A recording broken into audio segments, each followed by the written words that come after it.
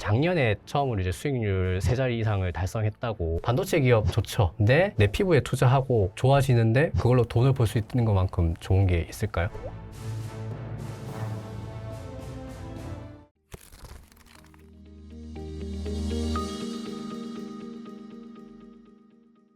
에비에이션 위크 김민석 특파 오랜만에 모셨습니다. 안녕하세요. 안녕하세요. 아유, 예. 너무 오랜만이라서 정말 반갑습니다. 자주 보실게요. 아유, 부탁드리겠습니다. 아니, 워낙 바쁘셔가지고.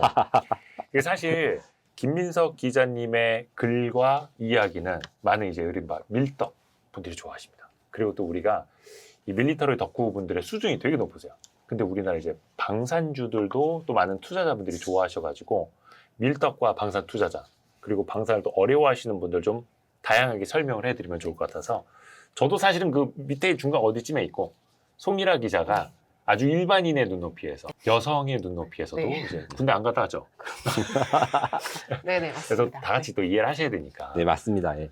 우선은 2025년에 방산 수출이 좋았다고 들었거든요. 예. 한 150억 달러? 네, 맞습니다. 이 방산 수출 금액이라는 거는 그 해에 수주받은 금액 기준으로 하는데 사실은 이게 수출 기준에 따라서 사실 좀 고무줄처럼 바뀌긴 하는데 네. 1월 1일 강훈식 대통령 비서실장이 공식적으로 발표한 내용은 작년 방산 수출 수주 금액이 152억 달러이다. 약 하나로 22조 원이라고 할 수 있는데 네. 이게 어느 정도 규모인지 비교를 하자면 2024년의 방산 수출과 비교를 할 수 있습니다. 그때 95억 달러였거든요. 어. 그래서 24년 대비 25년은 굉장히 많이 늘어난 거지만 최고 기록, 그러니까 2022년에 173억 달러가 우리가 방산 수출 최고 기록이고 그때 폴란드 대박이라고 하는 전차와 그 다음에 장갑차, 그 다음에 자주포 수출 패키지가 한 번에 되면서 이렇게 터졌는데 그래서 역대 최고점을 찍진 않았지만 지난해 대비 크게 성장했다. 이렇게 정리할 수 있어요. 그러니까 24년 95억 달러 대비 152억 달러면 엄청 늘어난 건데 네, 22년 173억 달러는 여전히 회복을 못하고 있는 거고. 네 맞습니다. 근데 그때 워낙 많이 수출해서. 네. 그때 이제 사실 요런 이제 좀 뒷이야기 하긴 그렇고 제가 취재한 내용에 따르면 방산 수출 조건을 할 때 당연히 방산 수출에서 할 때 무기는 한 번 쓰면 한 30년 정도 쓰고 그 구매 금액도 엄청 그렇게 분할해서 주는데 이 금액 같은 거에서도 사실 정치적인 고려가 들어가가지고 예. 연부액이라든가 아니면 매년 내는 납부액 계약 방식에 대해서 약간의 조정이 있다고 합니다. 정부 간 계약이 있을 때 특히 이런 게 많은데 또 네네. 민간 기업끼리 계약할 때는 그냥 이윤을 극대화하기 위한 이런 계약이지만 정부랑 정부 사이에 막 그 정상끼리 악수하고 이런 방산 계약 있잖아요. 네네. 이런 거는 이런 정치적 고려가 조금 들어간다고 합니다. 그러면은 그거를 언제 회계연도로 인식을 할 거냐 막 이런 식으로 예, 땡겼다 그렇죠. 밀었다. 예, 돈을 언제 보내줄 것인가. 예, 이런 하기사 것도. 요거는 그 정권마다 우리 정권에서 따낸 거다. 또 이번에도 그 대통령 비서실 뭐 이런 데서 이야기 나오는 거 보면은 뭐 몇십 %가 이번 정부 들어서 한 거다. 그래서 정치인들 하여튼 숟가락 그렇죠. 많이 이제 서로의 올리니까. 공을 그치. 이제 내세우기 내 위해서. 공이다. 예. 그리고 이제 늘공이 있고 어공이 있지 않습니까? 늘공분들도 여기에서 아주 세밀하게 좀 정치적인 고려를 좀 하시는데 아무래도 방산이라는 게 정부 간 거래가 많다 보니까 그쵸. 이런 일들이 좀 많이 생기는 게 사실입니다. 근데 계약 이거도 숫자는 그쵸. 계약 금액이 바뀌기도 하나요? 그렇진 않아요? 깎아달라 하는 데가 있어요. 심지어. 깎아줘요 그럼? 그런 경우가 존재하고 보통 계약 같은 경우에는 방산 계약의 특이한 점은 이제 절충 구매가 있다는 거, 그다음에 정부 간 계약이 있다는 거, 그다음에 이제 위탁 계약 같은 것도 있다는 건데 쉽게 말해 가지고 백화점에 사는 거랑 뭐가 다르냐면 그 미국한테 우리가 무기를 살 때는 현금을 주지 않습니다. 어떤 거냐면 이제 FMS라 해서 미국 국채를 우리가 사요. 그리고 연준에 대한민국 정부 계좌에 그 국채를 넣어놔요. 예. 그거를 미국 정부가 가져가서 무기를 산 다음에 이 국채 산 만큼 돈을 그 무기를 사가 주는 방식인데 이렇게 되면 국채 금리가 달라지면 우리가 비행기를 10대 살 걸 11대 사기도 하고 12대 살 걸 11대 사기도 하고 이런 우선은 총액 계약으로 해놓고요. 예, 그렇습니다. 그래서 남는 돈이 있으면 이렇게 하기도 하고 그리고 이제 정부 간 계약도 돈을 언제 줄 것인가에 대해서 우리가 이제 공장을 지어준다 하면 우리가 그쪽한테 줘야 될 거 있고 받아야 될 거 있잖아요. 요 계산도 조금 복잡합니다. 마지막으로 이제 뒷부분에 한번 설명드리겠지만 우리가 무기를 사주는 대신에 그 나라에 어떤 물건을 사줄지 이렇게 절충 구매라 해가지고 우리가 판 만큼 사는 제도 이런 것도 있는데 예전에는 우리가 절충 구매로 뭔가 많이 받았는데 반해서 예. 최근 몇 년간 우리가 무기를 팔기 위해서 뭔가 하나씩 더 퍼줘야 되는 그러니까 예. 상대방한테 네. 공장을 그쵸, 건설하거나 그쵸. 물건을 사주거나 이런 것들이 좀 많아지고 있습니다. 그러니까 내가 너네 거 사주니까 우리 것도 좀 팔아줘 뭐 이런 식으로 예. 근데 이게 주고받고. 일반 분들의 상식이 좀 벗어난 게 있는데 그 주고받는 비율이 어떤 데는 100% 혹은 100%가 넘을 수도 있어요. 더 많이 줄 수도 있어요? 네. 그래도 남는 장사가 방위사업이라는 거죠. 아 30년 뭐 이렇게 무기체계 쓰니까. 네. 그래서 무기 구매 비용 같은 경우에는 사실 30년 쓴다고 제가 말씀드렸을 예, 때 예. 자동차 유지를 관리한다고 생각하시면 됩니다. 아니면 집 관리비랑 약간 다른 게 고장이 나고 고칠 때 수리 비용 들지 않습니까? 네. 구매 비용의 2배에서 3배 정도가 일반적으로 무기체계의 정비 비용이랍니다. 음. 이 때문에 작년에 한번 조선주가 핫했던 주제 중에 하나 MRO, 그쵸. 메인터넌스, 리페어, 오버리 음. 주목받게 된 게 이게 수리 유지 부서에 들어간 돈이 많이 들어가서 돈이 되겠다 이렇게 들어간 거죠. 아, 근데 저는 그것도 몰랐네요. 예를 들어서 무기 구매하면은 현찰이 오가는 게 아니라 중앙은행에 넣어놓은 예를 들어서 뭐 이제 국채 보관하고 있던 걸로도 예. 전문용어로 퉁칠 수도 있다는 네. 거. 네. 그리고 이제 사람들이 오해하시는 것 중에 하나가 그런 무기 거래에서 우리가 수출을 할 때 예. 수출금융이라는 제도를 네. 좀 많이 씁니다. 어. 이게 다른 산업에도 쓰긴 쓰는데 아무래도 중화공업인데 특히 방위사업 같은 경우에는 그 나라에 무기를 팔 때 대금을 대한민국 정부 수출금융 혹은 대한민국 은행에서 대출을 해줍니다. 근데 이거에 대해서 약간 주주나 밀리터리 매니아가 아니시고 돈으로 바라보시는 분이 아니 그 나라에서 무기를 사는데 돈도 우리가 대출해주면 남는 게 뭐 있냐 아니면 이제 이득이 퍼주기 없다 이렇게 아니냐. 예, 그렇게 하시는데 그게 다 오해고 다 그래도 남는 게 무기 거래라서 음. 요런 미찌는 장사 같은 거래가 일반적인 많아요. 상식이랑은 그쵸. 약간 좀 다르네요. 근데 맞습니다. 어찌됐든 간에 뭐 수출입은행이나 이런 데서는 또 이자 수익을 또 올리는 거잖아요. 사실은 이게 또 대한민국이 앞으로 좀 수출해서 이 숙제가 있는데 그 이자도 대한민국 같은 경우에는 정직하게 그 수출 국가의 신용도를 평가한 다음에 거기에 따라서 이자를 지급하는데 네. 프랑스 같은 나라에는 법으로 딱 정해져 있어서 어떤 나라가 신용도가 A-면 실제 대출 금리는 A++로 주라. 뭐 몇 단계 올려서 주라. 그러니까 깎아서 이자까지 싸게. 싸게 주자. 이런 것까지 법으로 정해진 나라도 있습니다. 방산 분야에서요? 예. 그게 다 남는 게 많으니까 일단 무조건 팔아야 되는 거죠. 와. 아, 그러니까 자기네 예를 들어서 어느 나라 전차 이렇게 살 거 있는데 걔네가 돈도 많이 빌려주고 싼 금리로 돈 캐피탈 많이 땡겨주는 애들 거를 사라 뭐 이런 식으로 예. 가이드를 주는 거네요. 예. 그런 것들이 어. 그래서 이제 방산주라든가 주식 관점에서 돈 관점에서 봤을 때 방산주 뭐가 남냐 뭐 수주가 되냐 안 되냐 요거 때문에 그 대형 방위사업주 제가 특정 업체가 아니라 일반적인 대형 방위사업주 그 게시판에 보면 네네네. 남는 게 없다 막 이런 식으로 오시는 아. 분들 있어요. 이게 약간 오해가 있는 겁니다. 그래도 남는다. 그런 그럼요. 거죠. 예. 그러니까 이거예요. 우리가 현대차 살 때 현대캐피탈 쓰지 않습니까? 그렇죠. 현대캐피탈 네. 싸게 해주시면 현대차 살게 이런 거예요. 아니면은 뭐 쌍용차 살 거 이런 식으로.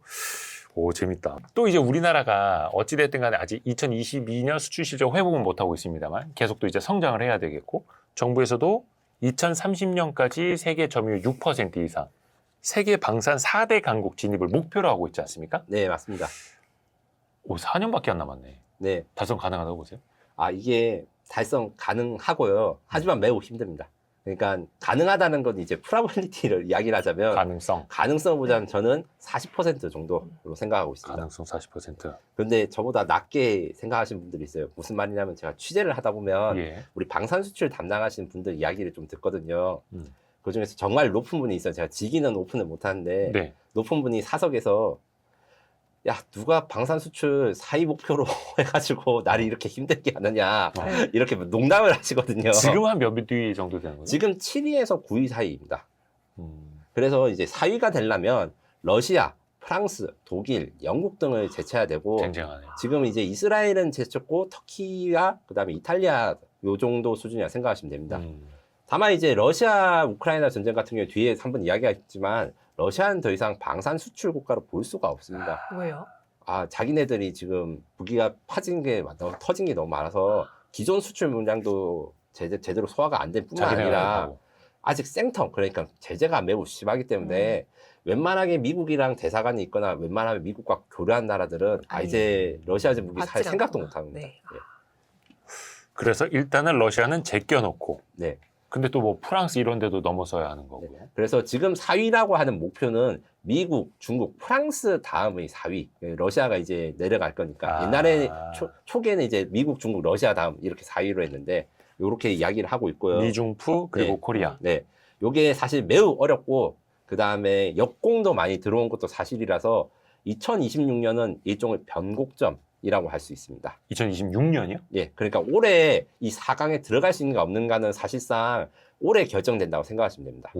무슨 특별한 일이 있어요? 네, 딴 건 아니고 이게 공약 사항이잖아요. 사실 정부에 그렇죠. 올해 방산 수출을 확대하지 못하면 남는 3년 안에 만회하기가 좀 어떻게 해서든지 네. 올해 수출을 확대를 해야 되는 거예요. 네. 방산 수출이라는 게 아까 전에 쓰는 기간이 매우 길다고 말씀드렸잖아요. 사는 거 고르는 것도 굉장히 깁니다. 10년 동안 무기를 고르는 것도 있어요. 아, 뭐 살지를? 네. 뭐 그렇게 10년 후에 오랫동안- 더 그러면 신제품 나오지 않아요? 그거를 이제 하면 또 성능 개량 사업을 또 해야 되죠. 네. 요거는 어떤 일이 있었냐면 저희 대한민국이 페루에 예. KF21 보람에 수출을 하기 위해서 많이 노력을 한 적이 있었어요. 예. 페루 이제 그 신문에서 이제 화제가 됐는데 페루의 차세대 전투기 사업은 지금 2014년부터 계속 뭘 살지 연구를 하고 업체들한테 야 견적서 줘봐 가격이 어떻게 이렇게 받았는데 갑자기 KF21이 이렇게 진입해서 아 우리도 좀 후보에 끼워줘라 이렇게 했는데 페루 정부가 안 된다 했어요. 왜냐하면 기술 자료라든가 협상 내용이 앞에 우리 경쟁자들 같은 경우에는 몇 년 동안 협상을 하고 몇 자료도 년이 아니라 많고 12년 동안 예. 해온 거 아닙니까? 네, 거의 그랬는데 2014년부터니까. 너희가 갑자기 끼어들어봤자 이게 형평성이 안 되고 사실 들어와도 선정이 안 될 거다. 자료를 많이 줘야 되고 이럴 건데 네네네. 이런 것들 때문에 사실 그 진출이 안 됐다가 다른 방식으로 협력을 하거나 이런 식으로 바뀌는 거 많거든요. 타이밍이 그래서 중요하고 매우 깁니다. 아니 근데 이게 물론 전투기도 그렇고 모든 무기 체계가 계속해서 업그레이드 되어가고 있고 최신식이 사실은 또 좋은 거긴 하지 않습니까? 근데 그렇게 따지면 십몇 년 전부터 검토해 왔던 거를 사면은 너무 구닥다리 되는 거 아니에요? 그들 입장에서 보면? 그 전 세계의 모든 무기가 사실은 최신 무기라고 한다. 그러면 사실 이 굉장히 나이가 많습니다. 이게 그 탑건 2 보셨으면 모르겠는데 탑건 1이 아닙니다. 탑건 2에 나오는 비행기가 1980년대생. 그리고 대한민국 그리고 전 세계에서 제일 많이 팔린 미국산 전투기 F-16이라고 있습니다. 예. 이게 아직도 최신의 전투기로 이야기되는데 그 F-16 전투기가 첫 비행한 데 지금으로부터 무려 50년 됐습니다. 그래도 와. 최신형인 거예요. 예? 원래 그래요? 예. 그러니까 계속 해야 방사는 되는데 같은 F-16인데 개량을 전장에는 계속. 계속 개량이 되는 거죠. 레이더 바꾸고 모두 바꾸고 이렇게. 예, 그리고 그 기간도 너무 길고 그래서 세계 최고의 전투기라 하는 F-22 랩터가 있습니다. 그 트랜스포머 영화나 이런 데 보면 그쵸, 나오곤 한데 그것도 세계 최고인데 이제 벌써 나온 지 30년입니다. 30년 동안 세계 최고를 지킨 거예요. 랩터가 예. 무기 개발하는 사람들은 좋을 것 같아요. 오래 가는 거죠. 한 번 만들어 놓으면 30년 동안 가요. 스테디셀러 가는 거고. 솔직히 말씀드려서 그게 맞고요. 그래서 이제 한국우주산업 같은 경우에는 지금 현재 치프 엔지니어, 치프 에디터, 그러니까 정년퇴직을 하신 설계자분들은 1990년대 IMF 시기에 F-16이라는 비행기 면허 생산으로 들어왔다가 T-50이라는 초음속 훈련기 만들고 KF-21까지 해가지고 정년퇴직을 한 거예요. 그러니까 3개 만들고. 라이프 사이클이 3개인 거예요. 와. 그래서 하나 지나면 거의 부장급이나 본부장급 이상이라 생각하시면 너무 됩니다. 좋은데요? 신입사원이요? 네, 맞습니다. 야, 그러니까 그 정도로 라이프 사이클이 길다라는 네. 거고 또 판매하는 이제 K방산 입장에서도 보면은 이제 막 시작인 거고. 네, 맞습니다. 근데 2030년 농사는 26년에 뿌리는 씨앗으로 사실상 결정이 되는 거예요. 맞습니다. 사실 지금도 절반 정도는 결정되었다고 봐도 무리가 아닙니다. 절반이요? 거의 절반. 정도. 2030년에 어떤 마케팅이라든- 수출 금액이요? 네, 왜냐하면 마케팅이라든 수출 금액이 아니라 이제 4위가 될 건지. 예, 네. 수주 금액의 그 수주 기준. 예상이 왜냐하면 지금 이제 협상을 좀 지나보면 이제 막바지에 들어갔는지 아니면 이제 거의 이거는 파토가 난지 이게 판단하려면 몇 년 걸리거든요. 그 몇 년 걸린 사업들이 몇 개 있어요.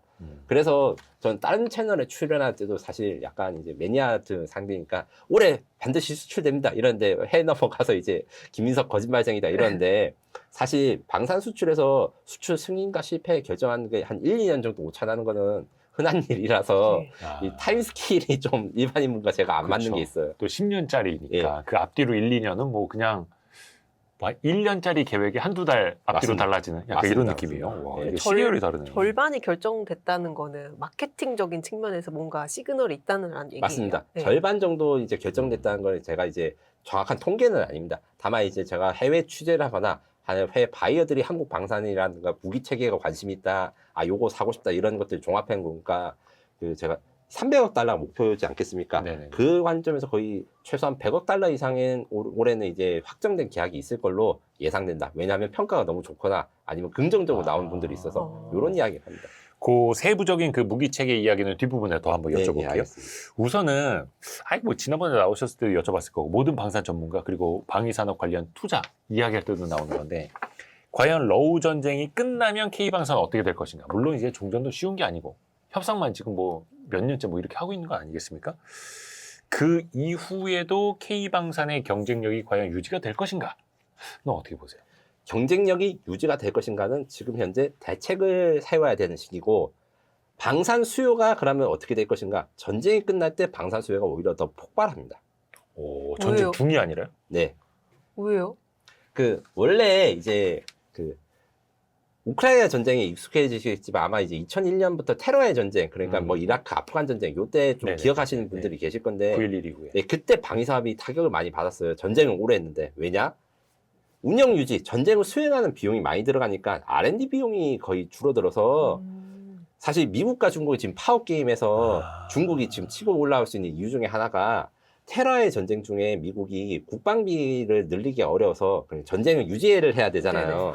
그래서 R&D 비용을 못해서 신무기들이 많이 취소됐거든요. 그래서 미국이 신무기가 취소되거나 지연되는 틈 타서 이제 중국산 무기들이 신무기가 나오고, 한국도 그 와중에 이제 좀 방위산업이나 연구개발을 하면서 이제 치고 올라온 거거든요. 거꾸로 이야기하자면 유럽 방산의 수요나 이런 것들이 우크라이나 지원 금액이라든가 이런 것들, 일단 그거를 자신들의 국방비로 돌리지 못하고 있습니다. 그것들이 이제 자신들의 무기를 구매를 한 걸로 돌려지는 거, 그 다음에 R&D 투자 이게 늘어난 거 하나 있고, 우크라이나 자체나 지금 러시아 자체도 휴전 이야기 나오는 거 모든 내용에 대한 공통점이 있습니다. 제가 보기엔 이건 휴전이 아니고 그냥 2차전 준비하는 쉬는 시간입니다. 전혀 양자가, 이거는 이제 정치적인 입장이나 이런 거 상관없이 양자가 휴전이 됐다고 해가지고 상대방에 대해서 공격을 하지 않거나 의사라든가 아니면 정치적인 변화가 없을 것 같거든요. 갑자기 러시아랑 우크라이나가 평화협정을 맺고 유럽과 러시아가 평화롭게 된다 생각하는 전문가들은 진짜 정말 한 명도 없습니다. 다만 러시아가 쉬는 시간, 그러니까 러시아의 피해를 복구해가지고 2차 공격을 해서 우크라이나를 재침공하거나 다른 유럽을 침공할 시간을 벌어주는 것이기 때문에 휴전이 지금 안 되고 있는 거예요.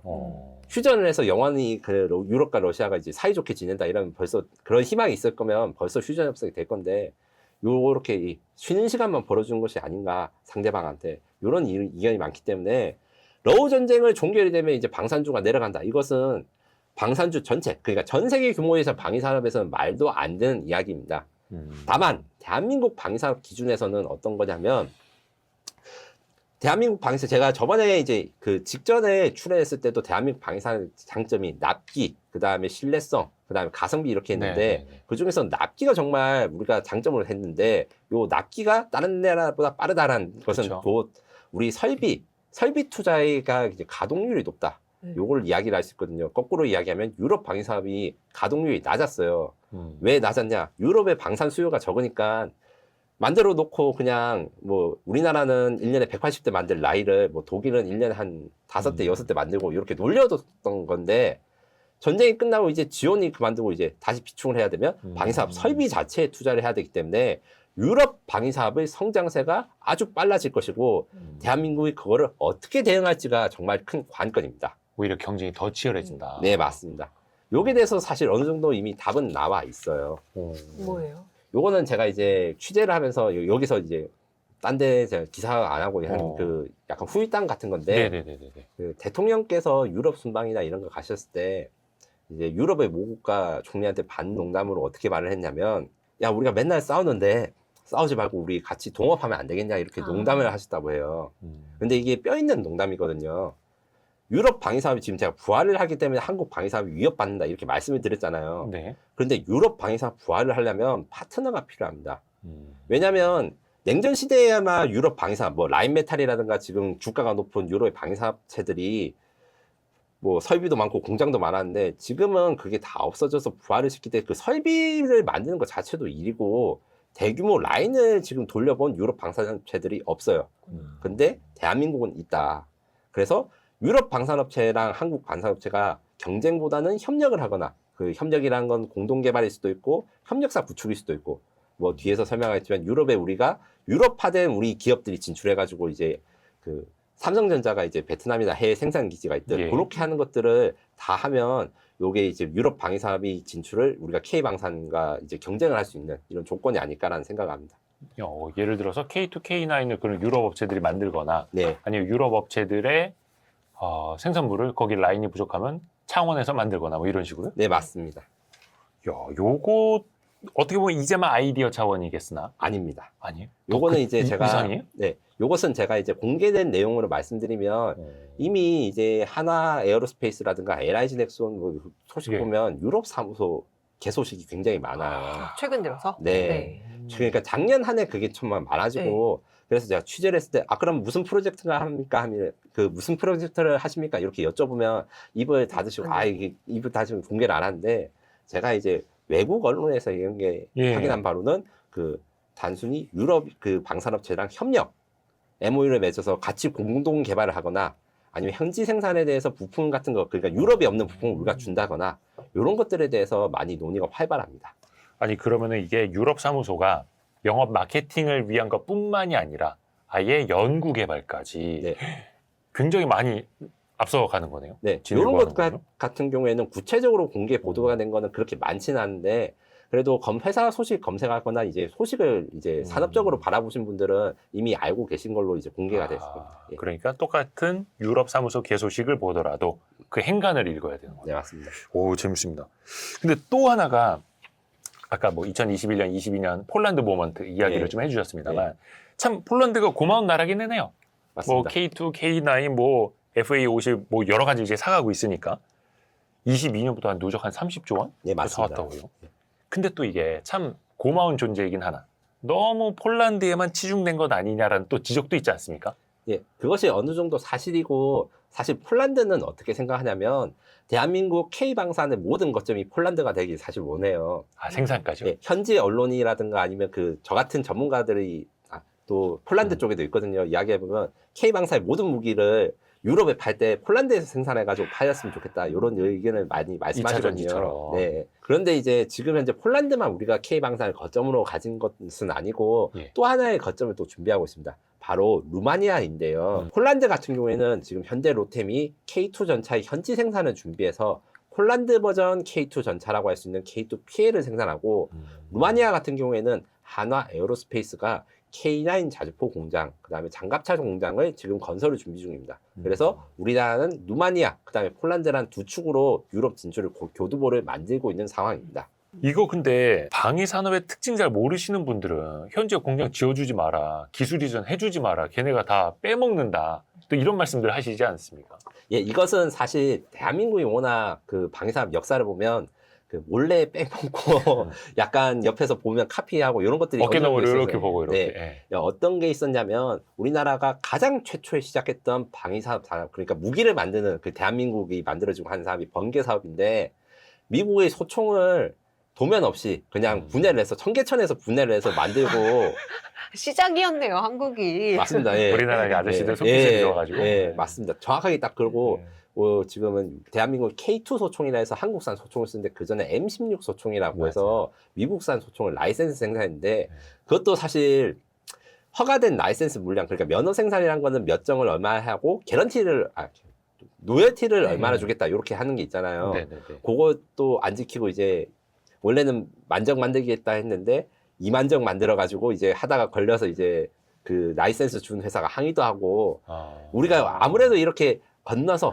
그러니까 그 곁눈질로 보면서 이제 방산의 실력을 키워왔다 보니까 상대방이 그럴 수 있을 거라 생각을 하는데 결론적으로 말하면 쉽지 않습니다. 그리고 쉽지 않은 게 증명이 됐어요. 어떡해요? K2 전차 같은 경우에는 K2 전차가 폴란드 수출만 많이 이야기하는데 사실은 폴란드보다 먼저 수출한 국가가 있습니다. 튀르키예가 그 주인공인데 K2 전차가 개발되고 난 다음에 이제 파워팩 그러니까 엔진과 이제 구동계 문제를 좀 우리나라가 좀 도입을 할까 말까 이런 식으로 좀 지연이 된 적이 있었어요. 그때 튀르키예가 기술 수출이라는 걸 받아가지고 튀르키예 전차를 만듭니다. 이 기술 수출이라는 건 뭐냐면 폴란드 같은 경우에는 그냥 완제품으로 해서 받았는데 튀르키예는 전차를 만들 기술을 이전해줘. 그 돈을 얼마씩 쳐줄게.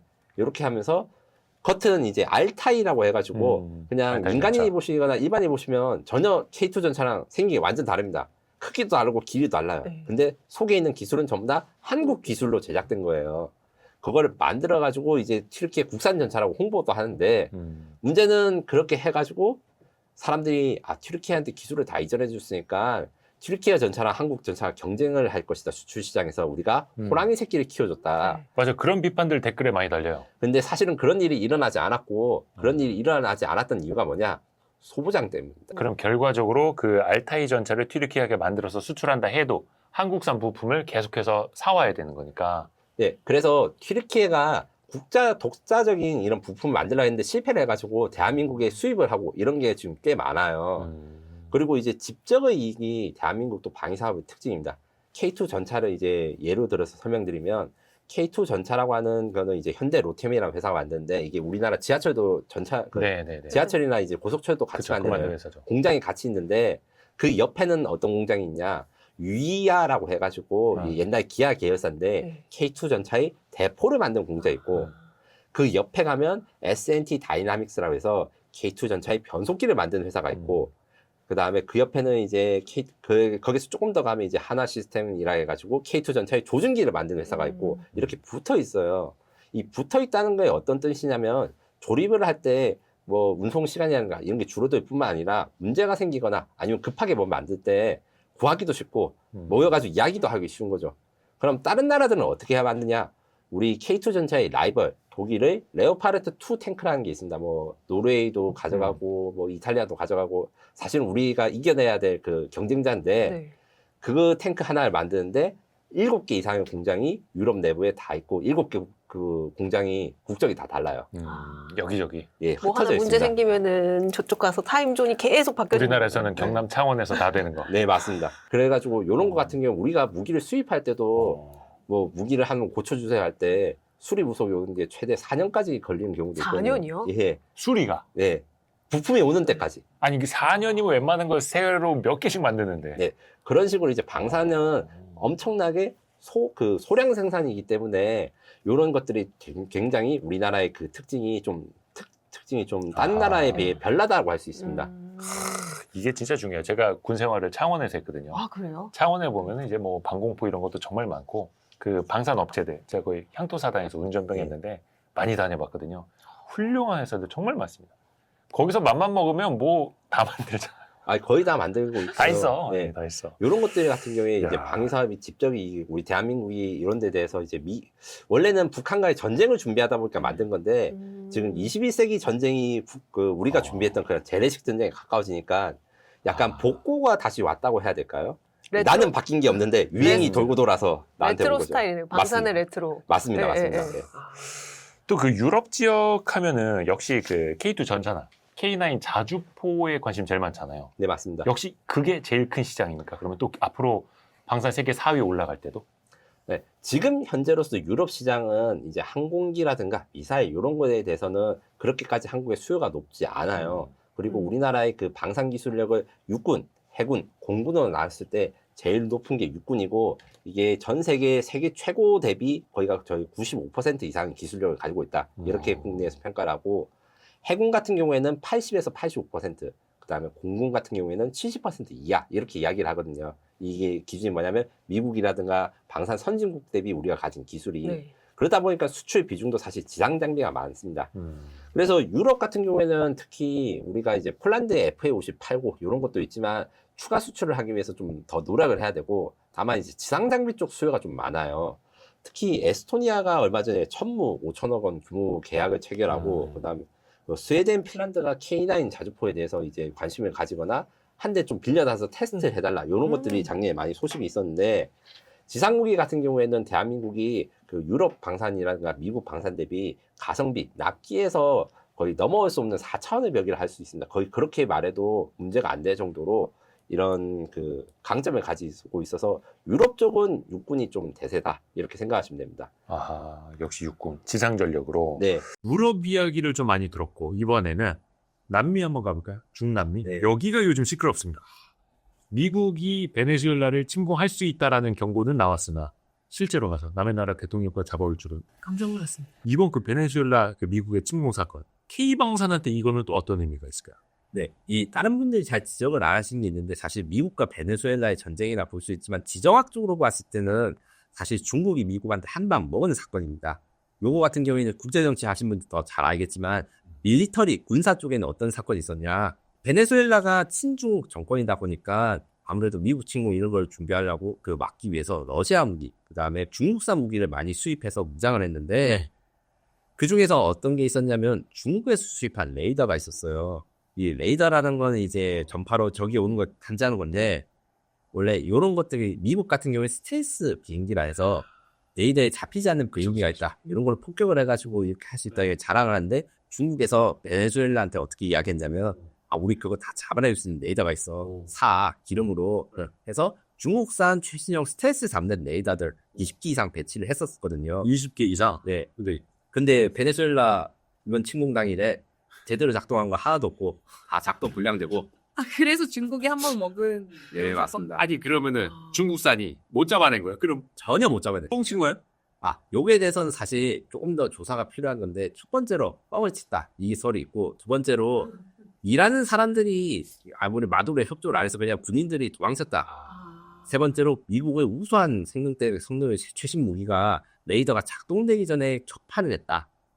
마지막으로 그죠. 원래 침공할 때 레이더 격파하면서 들어가는 네, 거니까. 그 격파가 성공을 했다. 그래서 이 마지막 가능성이 제일 높고 이 외에도 이제 그 비군사적으로 이제 매수를 하거나 아니면 전력을 중단시키거나 이런 것들을 사용해서 중단되는데 어찌됐든 중국산 무기의 신뢰도가 이번에 많이 깎아진 게 사실입니다.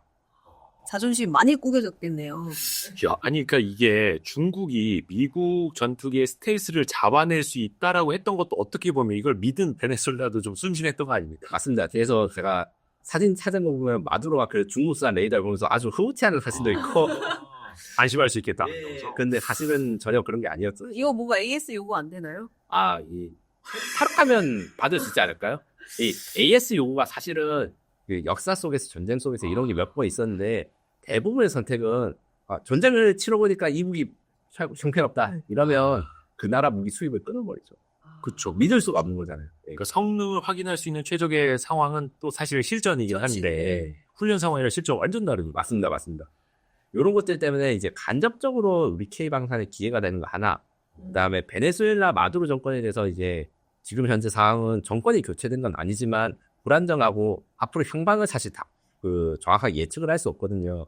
이 와중에 베네수엘라는 사실 반군이 좀 있어요. 그 국경 지방에. 그래서 베네수엘라 인근의 반군 활동이 증가되는 것을 주변국들이 크게 걱정하는 거 하나.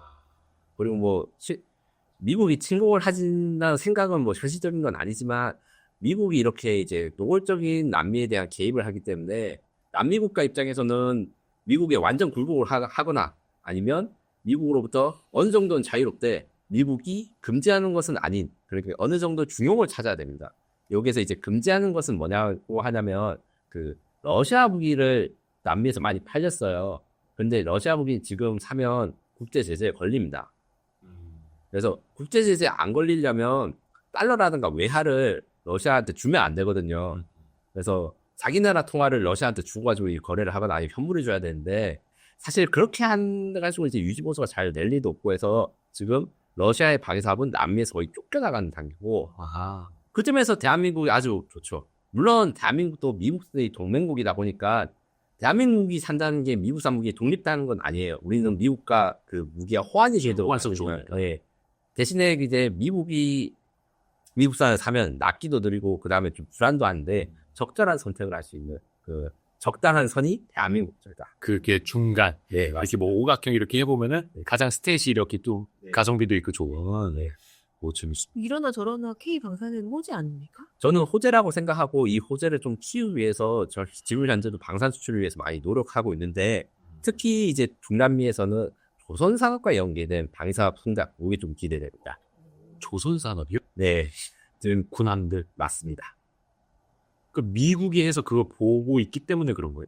그것은 아니고 이제 각 나라들이 이제 중동남아에서 사실 제조업 기반이 많다고 할 수는 없잖아요. 그렇죠. 그래서 제조업을 이제 일으키고 그걸로 이제 그 중에 하나로 방산을 제조업 기반으로 봐서 자기 나라의 방산 기술을 좀 향상시키려 해요. 근데 그것을 도와줄 수 있는 나라가 또 대한민국인 것이죠.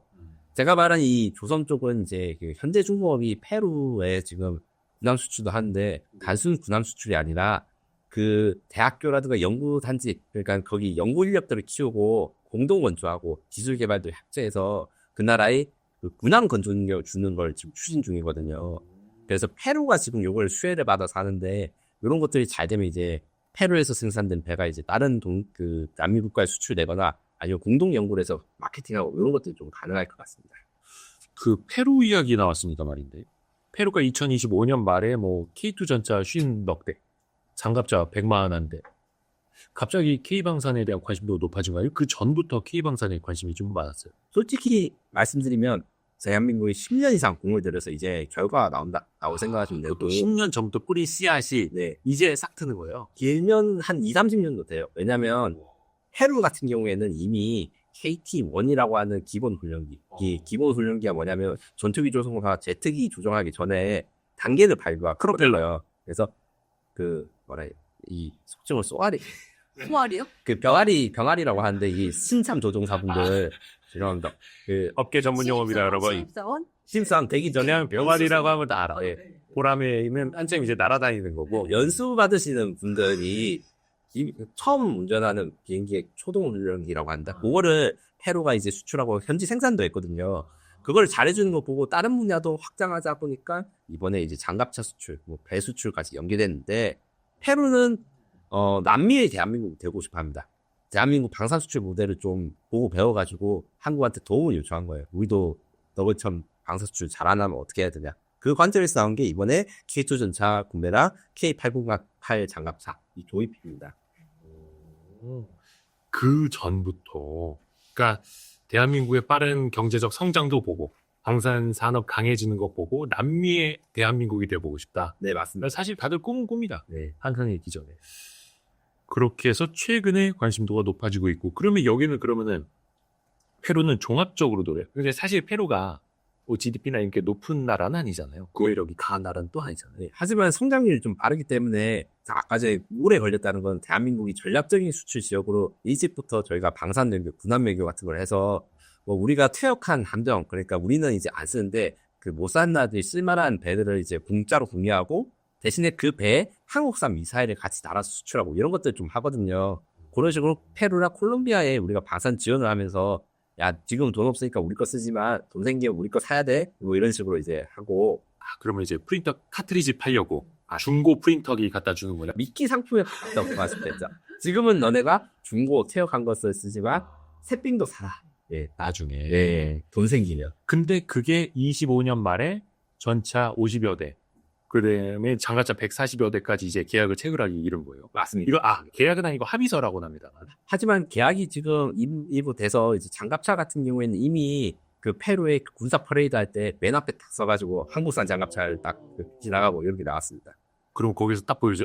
우리 대한민국 장갑차 도입했다. 이런 거 보여주는 거예요. 그거에 관련해서는 사실 이 방산 수출이나 이런 게 좀 민감한 게 아직은 그런 말을 잘 안 해요. 왜 그러냐면 우리나라 국산 무기 좋아하시는 분들 많아요. 저 영상을 보신 분들이 이제 우리나라 국산 무기 방위사 발전한 걸 좋아하시는데 다른 나라에 다 마찬가지라서 그 무기가 국산화되면 그때 국산화된 무기다. 우리나라한테 기술 수입했다는 말 안 하고 이런 식으로 해서 좀 홍보를 하는데 폴란드가 좀 특이하게 한국산 전차입니다. 이런 것도 공개적으로 자주 말하면서 한국산 전차 좋다. 뭐 아니면 한국산 전차가 지나가고 있다. 이런 말을 하고요. 요거는 나중에 제가 폴란드 기자한테 물어보니까 이 약간 독일 협력국이자 경쟁자인 독일에 대해서 약간 우리는 너네 나라 무기 아니고도 좋은 거 많다? 뭐 이런 느낌으로 좀 하는 게 있고 이용하는 네, 거예요. 네. 네. 경쟁시키려고 레버리지로. 네, 대부분은 이제 우리나라한테 기술 이전 받고 그 나라의 그 현지화가 되는데 그때 이제 우리도 이제 한국처럼 방산 강국이 될 수 있다. 자랑하면서 온 걸 많이 합니다. 이게 사실 서로 불치 비는 거예요. 맞아요. 맞지? 너네 비싸게 부르면 너네 거 안 사. 우리 가성비 좋은 거 있어. 뭔가 무기는 그래도 자국에서 뭔가 하겠다는 거를 막 어필하고 싶을 것 같아요. 예. 예, 맞습니다. 그리고 이제 높으신 분들이 솔직히 말하면 스티치기 너무 좋은 아이템이기 때문에 어쩔 수 없이 그게 있습니다. 그 성과를 자랑하라 이럴 때 사실은 개발도 한국 나라가 우리나라뿐만 아니라 다른 나라 다 마찬가지로 인프라를 자랑하고 그다음 제품을 자랑할 수 있는데 그 관점에서 굉장히 좋은 게 국산 무기죠. 그렇지. 아니 그러면 중남미 지역도 시장이 커요. 또 우리 K방산으로 뻗어나가자면 아까 유럽 이야기를 했습니다만 중남미에선 또 어떤 수요가 또 막 있을까? 예, 중남미 국가의 전체적인 수요는 유럽보다는 작다고 생각하시면 되고 그래서 이제 중동 유럽보다는 작지만 그 성장 속도가 빠릅니다. 그러니까 지금 규모가 작기 때문에 갖춰야 될 종류가 많이 나와가지고 이머징 마켓이라고 표현할 수 있고요. 그 중에서도 이제 제일 많이 국방비를 쓰는 나라, 아무래도 크기가 크니까 브라질이 있습니다. 그리고 브라질은 이미 사실은 방산 강국이에요. 대한민국이 브라질에서 무기도 수입합니다. 그래요. 우리나라가 브라질산 무기를요? 예. 그래서 요거는 이제 제가 이제 취재를 하면서 한 건데 지금 내년에 그 엠브라이르라는 브라질 회사에서 만든 KC-390이라는 KC-390, 390. 예, 그거를 수입하는데 원래 이제 브라질 대사관에서 일하시는 분을 제가 좀 알고 있어서 원래는 항상 소고기 수입이 브라질에서 한국에서 브라질 수출한 거에 제일 많은 건데 소고기? 예, 소고기. 그 갑자기 소고기를 제치고 항공기가 이제 딱 1등이 된 거예요. 아, 브라질산 수입이. 예, 그래가지고 지금 약간 브라질에서도 이제 드디어 우리 한국 같은 나라에도 무기를 파는 나라가 됐다. 그쪽에서 또 그렇게 하는데 제가 앞서 말한 방산 내용 중에 특이한 거 절충 구매라는 게 있다고 말씀드렸죠. 아하.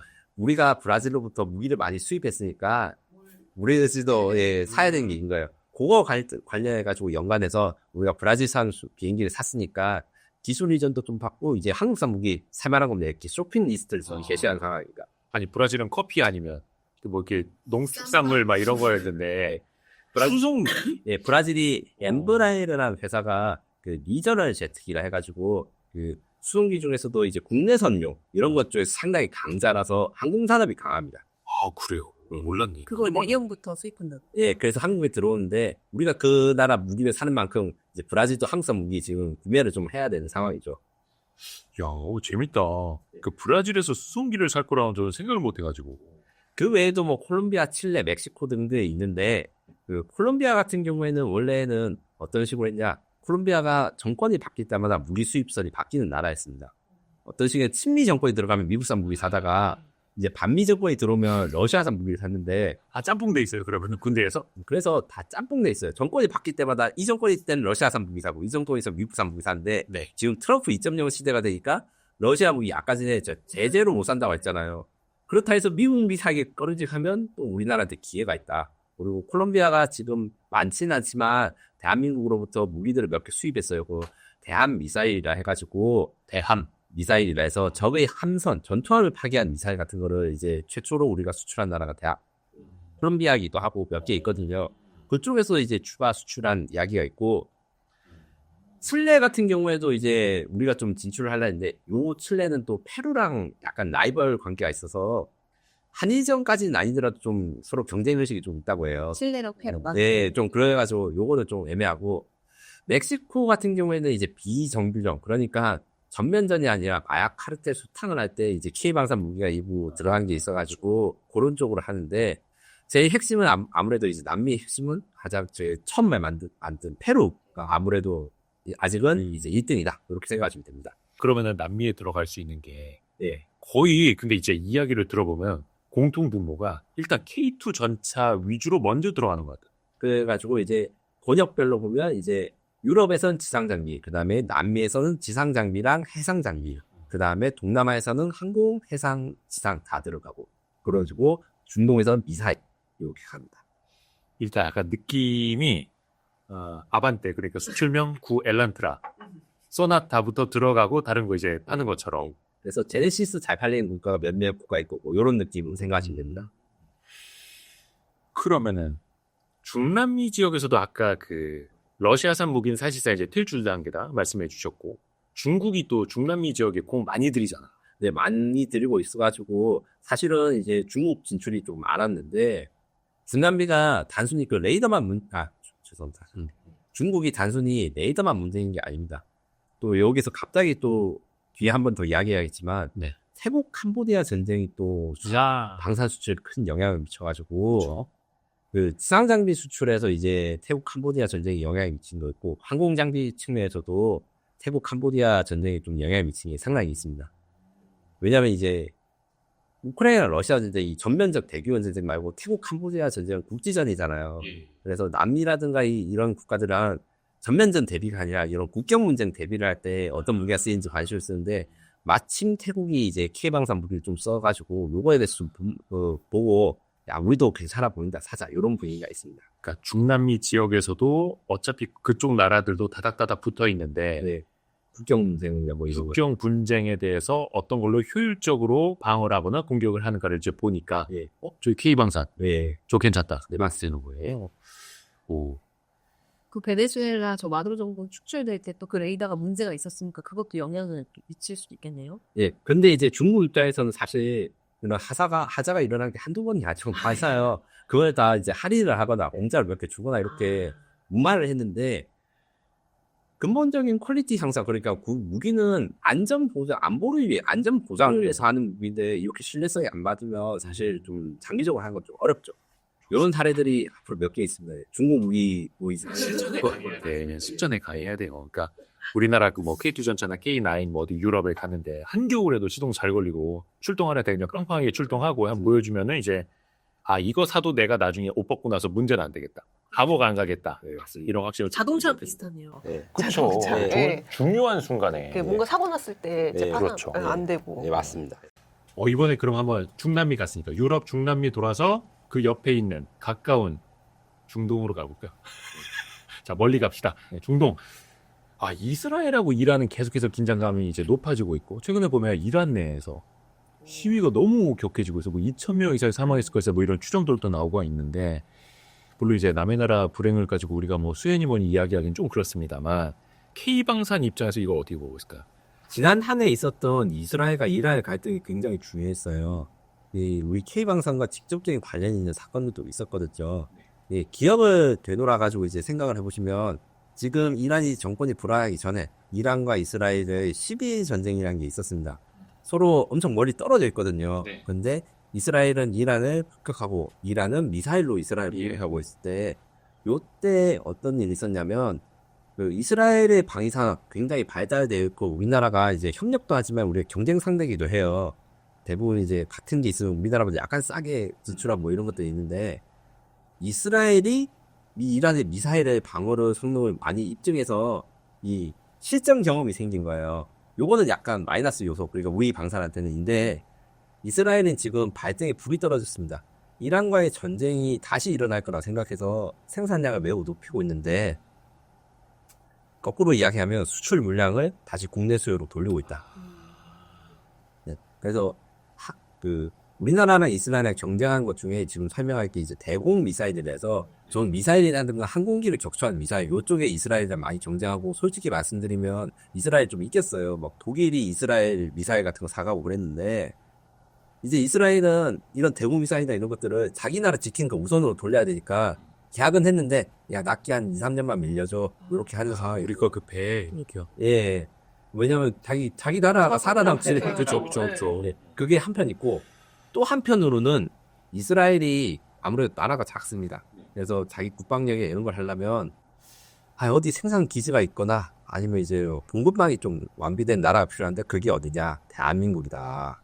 그래서 이제 어떤 제품이냐면 K2 전차가 폴란드에 수출되는 신형 버전에 APS라는 장비가 들어갑니다. 액티브 프로텍션 시스템인데 이 말은 복잡한데 쉽게 말하면 포탄으로 포탄을 적출시키는 장비예요. 그다음에 이제 저기 로켓포나 포탄을 쏘면 그걸 요격해서 쏴 떨어뜨리는 건데 그 이스라엘산을 우리가 기술 이전을 해가지고 장착을 하거든요. 거꾸로 이야기하면 대한민국에서 이스라엘 제품 장비를 생산할 수가 있어서 이스라엘이 그런 장비에 필요하면 이제 한국 그 설계는 IP는 이스라엘산이지만 한국에서 생산한 제품을 거기 달거나 수출할 수도 있고 그럼 우리가 제조를 해서 역수출을 하는 네, 거는 그런 것도 되고 이스라엘이 공부 못하는 시장이 있는데 우리는 공부 빨리 해줄게 하면서 들어갈 수가 있게 되는 거죠. 이쪽으로나 저쪽으로나 우리한테는 좋은 아니에요. 맞습니다. 우리는 그냥 로열티만 주면 되고. 네, 맞습니다. 예.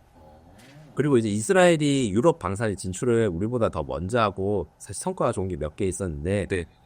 이스라엘을 대신해서 우리가 또 유럽에 재진출할 수 있는 기회가 생길 수 있는 것이죠. 일종의 이스라엘 기술을 우리가 레버리지로 쓸 수 있는 거네요. 네. 그래서 이제 옛날에는 이제 이스라엘 기술을 우리가 받아왔는데 이제는 우리가 이스라엘이랑 공동으로 하거나 아니면 더 넘어서는 더 좋은 제품을 생산하는 단계에 왔다. 이렇게 생각하시면 됩니다. 기술력 자체는 우리가 더 우위예요? 아니면 종류마다 달라요? 종류마다 다른데 이거를 항상 순위로 저희 2년에 한 번씩 어느 나라가 방산 기술이 좋은지 국가에서 연구를 해서 순위표를 내놓는데 거의 왔다 갔다 한다 생각하시면 됩니다. 어떤 때는 이스라엘이 높다, 어떤 때는 높고 뭐 이런 건데 그리고 이제 이스라엘 말고 중동 국가들 수출 이것도 굉장히 중요해요. 사실 이제 사우디아라비아, 아랍에미리트 그러니까 자원부국들 같은 경우에는 이스라엘이랑 사이가 안 좋아서 이스라엘 무기를 안 사는데 그래서 대한민국이 들어올 수 있었거든요. 이들 나라 중에서 이제 주목할 게 특히 이라크, 그 다음에 사우디아라비아입니다. 제가 이란과 이스라엘의 12 전쟁 이야기를 드렸잖아요. 그때 서로 멀리 떨어져 있는데 폭격하러 가고 미사일 쏴러 갔다 이렇게 말씀드렸는데 그 사이에 이라크랑 사우디아라비아가 있습니다. 그렇죠. 그 나라들은 그 남의 나라 둘이 전쟁하는데 영국이 다 뚫린 거예요. 자기네 머리 위로 이렇게 계속 지나다닌 거죠. 네, 얼마나 불안하고 화도 나겠어요. 그렇죠. 그래서 대공 방어 체계 이쪽에서 많이 관심이 확대될 것 같고 이미 그 나라들은 이제 천궁이라고 해가지고 LIG 덱슨과 하나 시스템이 만든 대공 미사일 수입했고 그리고 이 와중에 또 주목할 만한 사건이 뭐였냐면 잠깐만요. 네. 카타르에 또 문제가 된 사건이 하나 있었습니다. 카타르요? 네. 카타르는 알자지라 방송이 있고 월드버리 교회던다 하는데 식민국가거든요. 카타르 국왕이 보잉 비행기를 막 협반 자료가지고 비행기가 보내죠. 그래서 무기가 그런다는데 무기가 다 미국제예요. 그런데 어떤 일이 있었냐? 카타르에 있는 그 하마스 지도부를 이스라엘이 공격해가지고 파괴를 했어요. 맞아요. 이때 카타르에 미국군도 있었고 터키군도 카타르 지키러 있었는데 아무 소용이 없었어요. 이 말이 즉슨 어떻게 되냐? 카타르는 비싼 돈 주고 미국산 전투기랑 대공 미사일 이런 걸 잡았는데 이스라엘은 공격을 전혀 막지 못했다. 근데 이게 과연 성능이 부족해서 막지 못했을까? 카타르 입장에서 의심이 되는 거죠. 미국이랑 이스라엘 워낙 친하니까 예, 하건 아니면 이 카타르가 사용하는 무기의 대부분은 이스라엘이 보유하고 있었거든요. 그래서 니도 이걸 가지고 있고 나도 이걸 가지고 있으니까 약점을 아는 거예요. 그런 것 때문에 이제 미국산 무기면 의존하는 것은 위험하다.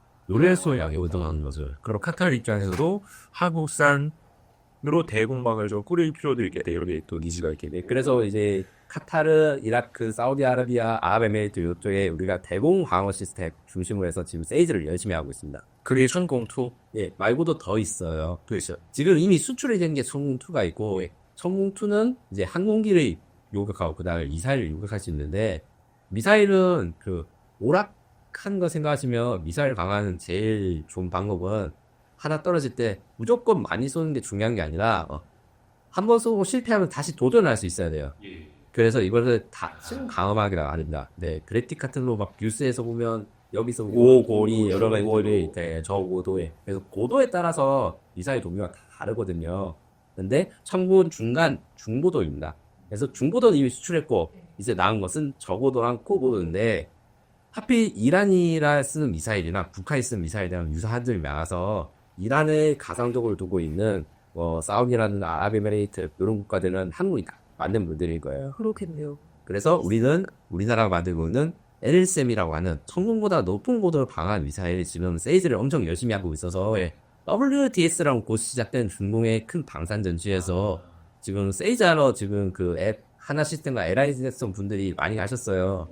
저는 수출도 기대를 하는데 그 항상 이야기하면 사인 되고 나서 말해줄게 이렇게 말씀하시더라고 저한테. 그렇죠. 예. 야 이제 될 거야 이런 말씀 절대 안 하시고 왜냐면 이제 여러 가지 문제도 있고 항상 중동은 끝날 때까지 끝난 게 아니고 하나라도 더 깎으려고 사람 그 마음을 쪼리는 게 있다고 합니다. 그래서 순수하게 진짜 사인하기 전에 모르는 그림이 있는 거예요. 하지만 가능성이 있다. 그리고 이게 잘 안 알려진 건데 이는 LSM 말고도 LAMD Low Altitude Defense Missile Defense라 해서 우리나라 지금 서울에 저장하고 있는 북한의 미사일이나 당사정포, 포탄 이런 것들이 있거든요. 그걸 막기 위한 시스템 우리가 개발을 중인데 그것도 이제 중동에 수출될 가능성이 큽니다. 앞에 L자 붙은 게 로우죠. 네, 저고도. Low Altitude Missile Defense 저고도 LAMD 고고도 미사일 방어 시스템이 뭡니까? 송일호 기자. 고고도 높은 고도에서 사드. 아 그러네요. 그래서 이게 다층 하나, 둘, 셋, 한 4개층? 뭐 이렇게 있잖아요. 네, 이제 앞으로 5배에서 6배로 증가될 건데 더 많이. 사드 이야기도 매우 잘하셨습니다. 중동 지방 입장에서 사실은 미국이랑 친하게 지내야 되니까 사실 패트리어트, 사드라고 하는 미국산 대공 미사일 많이 가지고 있어요. 근데 그 두 개로는 부족하기도 하고 납기도 느리니까 사드랑 패트리어트를 메꿀 만한데 어디가 있을까 찾다가 그 중간. 네, 어떤 나라에 찾아보니까 이 나라는 사드도 있고 패트리어트도 있는데 국산 미사일이 몇 종류 더 있더라. 그 나라가 어딘 것 같으세요?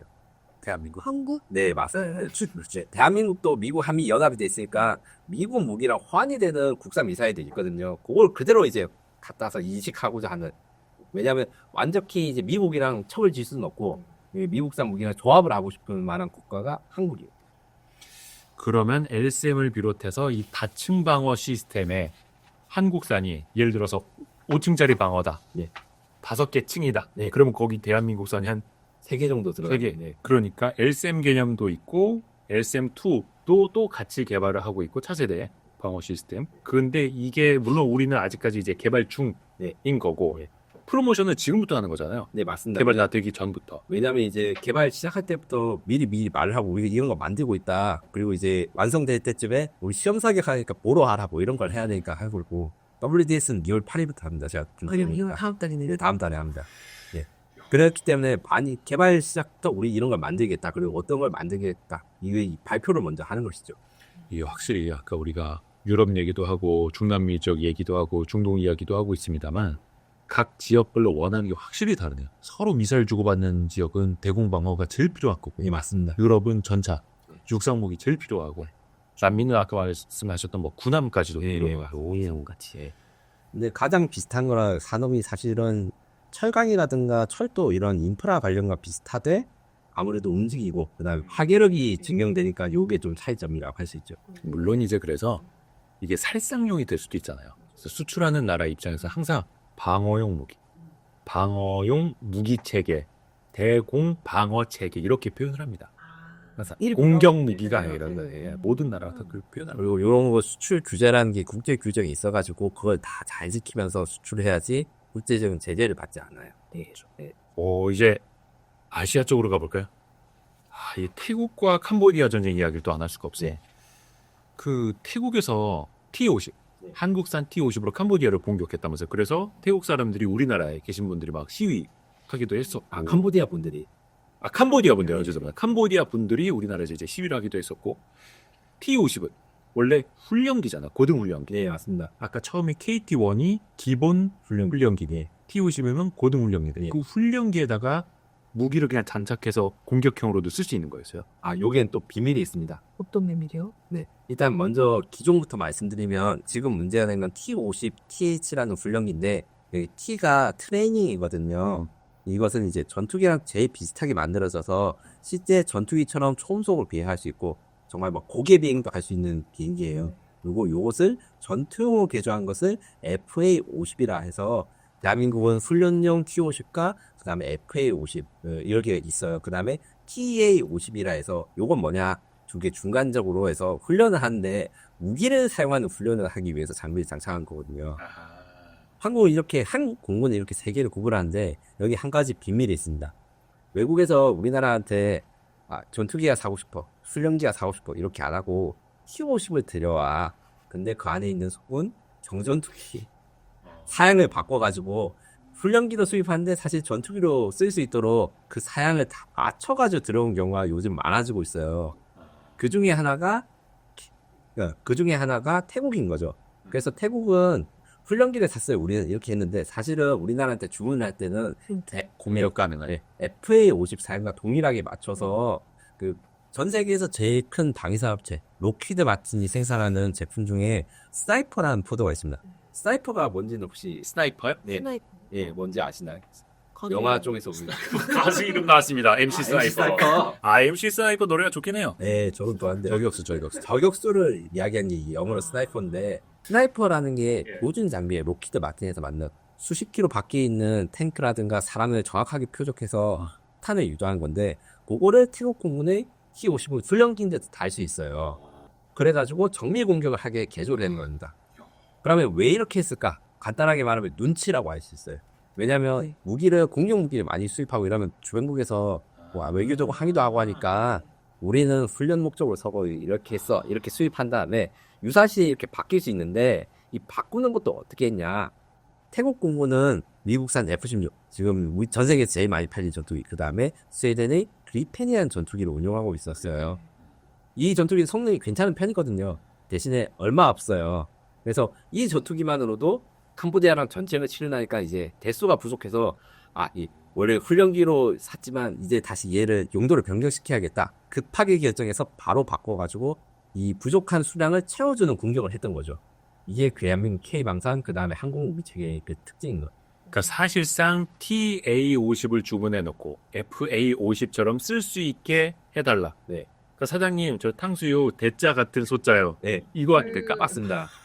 그거를 이제 계약할 당시에 그렇게 요구를 할 수 있는 거예요. 네. 전투기나 이런 것들에서 생산 수량에 우리 저 중요한 내용을 이야기를 안 했는데 모든 거의 무기 체계는 정말 핸드메이드라고 보시면 됩니다. 대량 생산하는 게 정말 드물고 이게 엄청 많이 깔렸어 하는 것들 중에 대표적인 게 K9 자주포가 있는데 K9 자주포가 대한민국에 1,500대 쓰고 이제 수출까지 하면 거의 3,000대 가깝거든요. 근데 자동차가 3,000대면 어떤 거 같으세요? 많지 않죠. 안 많은 것 같아. 최고의 브랜드를 팍 집어내. 페라리나 그 람보르기니 같은 최고 스포츠카 생산량이 그 정도예요. 그래서 다 손으로 만든다는 그리고 전투기 같은 경우에도 몇백 대가 안 되기 때문에 아주 사양을 다 바꿀 수 있어요. 그리고 생산이 자동화가 안 돼 있습니다. 다 거의 핸드메이드라. 한 땀. 네, 해로웠습니다, 맞지? 그러니까 맞춤형 제작이 가능한 건데. 네. 아카데미 과학에서 나오는 프라모델 있거든요. 그거 제대로 된 거 조립하는데 막 대여섯 시간 걸려요. 그런 것처럼 실제 그 반산 공장 가보면 부품 쫙 펼쳐놓고 바닥에서부터 조립하는 거예요. 이렇게. 네. 사다리 갖다 놓고 조립하고. 뭐 물론 이제 세상이 뭐 더 안 좋아지면 자동화된 로봇 투입하고 이렇게 되는 것도 있겠지만 아직까지는 그런 식으로 생산할 만한 많은 수량이 나오지 않고 뭐 이런 것 때문에 수제로 하기 때문에 사양을 다 맞출 수가 있어요. 그래서 거기서 보면 주문서 보고 야 저거 저쪽에서 주문 들어온 거 있잖아. 야 304동에서 주문 들어온 거 그거는 여기다 탕수육에다 조금 더 소스 더 넣어드리고 그 이런 주문서를 근데 이제 밖으로 이제 디테일하게 오픈은 안 하니까 이제 모르는 거야. 그렇죠. 예, 저는 그런 걸 원래 이제 취재를 해가지고 밝히는 게 제 직업이고 이렇게 보면 의외로 그런 식으로 해서 약간 이제 외교적인 걸 피하기 위해서 훈련기로 우리가 샀다가 사실은 전투 기능도 한 게 동남아시아에 몇 개 있습니다. 인도네시아가 지금 T-50I라는 걸 수출하고 있는 그 훈련기도 수출하는데 그것도 사실 전투 능력을 가진 채로 하는데 훈련기로 이제 이름을 붙이더라고요. 그냥 훈련기 수출에 따라서 순진하게 훈련용이다라고 보면 안 되겠네. 그쵸, 예. 눈치 싸움. 그러게요. 대부분의 훈련기는 다 그럴 것 같은데 제가 만약에 사는 사람이면. 그럼 가격은 어때요? 그러면 사실상 공격 능력이 있는 T-50이면 네. FA-50 정도 가격을 받아야 되는 거잖아. 동일한 가격 맞죠? 탕수육 대짜리 가격 받아야 되잖아. 예, 완전히 동일한 가격이고요. 그리고 여기에서 이제 또 재밌는 게 하나 뭐냐면 T-50이나 FA-50 같은 그 훈련기는 우리나라에서 만든 국산 전투기가 크기에 비해서 가격이 싸요. 어느 정도 싸냐? 제가 앞서 말했던 그 태국 이야기할 때 태국의 그리펜 전투기랑 스웨덴에서 만든 전투기가 있어요. 이 엔진이 T-50이랑 같은 엔진입니다. 자동차 생각하시면 알겠지만 엔진이 같으면 크기도 비슷하고 들 수 있는 짐도 비슷할 거 아니에요. 네, 비율이요. 근데 하나는 훈련기고 하나는 전투기라서 가격이 거의 2배 가까이 차이납니다. 대한민국 그 TA-50, FA-50이 같은 엔진을 쓰는 스웨덴 그리펜에 비해서 거의 반값에 가까워요. 선생님 질문 있습니다. 예. 약간 초등학생 같은 질문 해드려도 됩니까? 아니, 그럼요. 그리펜하고 그러면은 무기를 장착한 TA-50하고 싸우면 누가 이기나요? 그리펜이 이기는데 이겨봤자 우리가 그리고 TA-50이 2대고 그리펜이 1대면 2대가 이기죠. 그러니까 FA-50으로 하면 FA-50에도 비슷합니다. 그래서 그리펜이 좋긴 좋은데 그 가격을 줄 정도로 효율적인가? 가성비가 좋냐? 그러지 못하다. 가성비로 다. 그러니까 그리펜이 예전에 F-16하고 이렇게 수주전 맞짱 떴던 기종이잖아. 맞습니다. 그러니까 사실은 FA-50보다는 훨씬 더 위에 있는 거니까. 크기는 비슷해요. 그래서 성능이. 네. 근데 이제 성능은 좋은데 크기 한계를 못 벗어나니까 탄을 장착하거나 멀리 가는 거야. 이런 건 다 FA-50 수준인 거죠. 한속거리나 뭐 네. 답절이 아니야. 그러면 우리도 가격을 올리면 되는 거 아닙니까? 우리 그냥 2개 파는 게 더 빠르죠. 그래요? 이게 또 문제가 있습니다. 뭐가 문제가 있냐면 판매 전략의 선택인데 우리는 그렇게 싸게 내놓은 이유가 훈련기 개발로 해가지고 만든 거를 개조를 했기 때문에 개발 비용이 작게 들었어요. 그래서 비싸게 파는 걸로 개조를 한다면 또 개발 비용도 많이 드는데 방위사업의 특징이 또 정부 주도라고 했잖아요. 이 말인 즉슨 대한민국 방위사업의 그 방산 제품 중에 90%는 군이 쓰고 싶다 해가지고 군대가 개발비를 대주고 국방부가 개발비를 대주고 정부 주고 하는 거네요. 거꾸로 이야기하면 군대가 이거 필요 없다 하면 안 만들어요. 유일한 예가 딱 거의 몇 개 있는데 그 중에서 제일 유명한 게 레드백이라고 호주에 수출한 장갑차가 있는데 이게 대당 한 150억 정도 되거든요. 한국 육군이 너무 비싸서 안 산다 했는데 아 그래 한국 육군이 안 사면 수출부터 먼저 할게 해서 이제 수출용을 만들어서 지금 성공합니다. 근데 이런 사례가 거의 없어요. 그 레드백이 호주 지명 이름이라고 아예 호주 현지화 한 거라고. 호주에 그 사는 독거미. 아, 독거미야. 그래서 아예 호주 수출형으로 하나에서 개발부터 했다. 근데 그렇게 만드니까 또 괜찮아 보여서 이제 군대가 몇 대 지금 운영하고 있어요. 그랬더니 또 아, 한국에서도? 네. 좀 좋아 그래요, 보이네 그러니까 이러면서. 스트레이 키즈 같은 거예요. 스트레이 키즈가 해외에서 되게 그 유명하잖아요. 그러니까 오히려 미국에서 유명해. 그러니까 한국에서도 인기 올라. 역습돌 똑같은 거니. 역시 또 역습돌. 우리가 이런 느낌으로 해가지고 대한민국이 아무래도 전체적으로 가성비가 큰 게 기본적인 생산 수주량이 많고 정부가 이제 북한이랑 싸워야 되니까 필요하기 때문에 개발비를 주고 대신에 IP 그 국산 무기 IP 대부분은 또 정부가 소유하게 되고. 그러니까 사실 FA50도 이제 효자 상품이에요. 중남미, 동남아시아, 유럽까지도 가잖아요. 네, 폴란드도 수출돼가지고. 그러니까요. 뭐 전 세계적으로 거의 F16 대비 가성비 짱. 네, 맞습니다. 2개 살 수 있어요. F16 가격 하나. 지금 최근에 F16 가격이 한 대 또 옛날에 그러니까 생산이 50년 됐다고 말씀드렸잖아요. 그 우리나라가 F16을 처음 샀을 때는 한 대에 한 200억, 250억이었는데 지금은 한 대에 거의 한 900억. 그 FA 2개가 얼추 되는 거 아니에요? 맞습니다. 뭐, 야, F16 엄청 비싸네.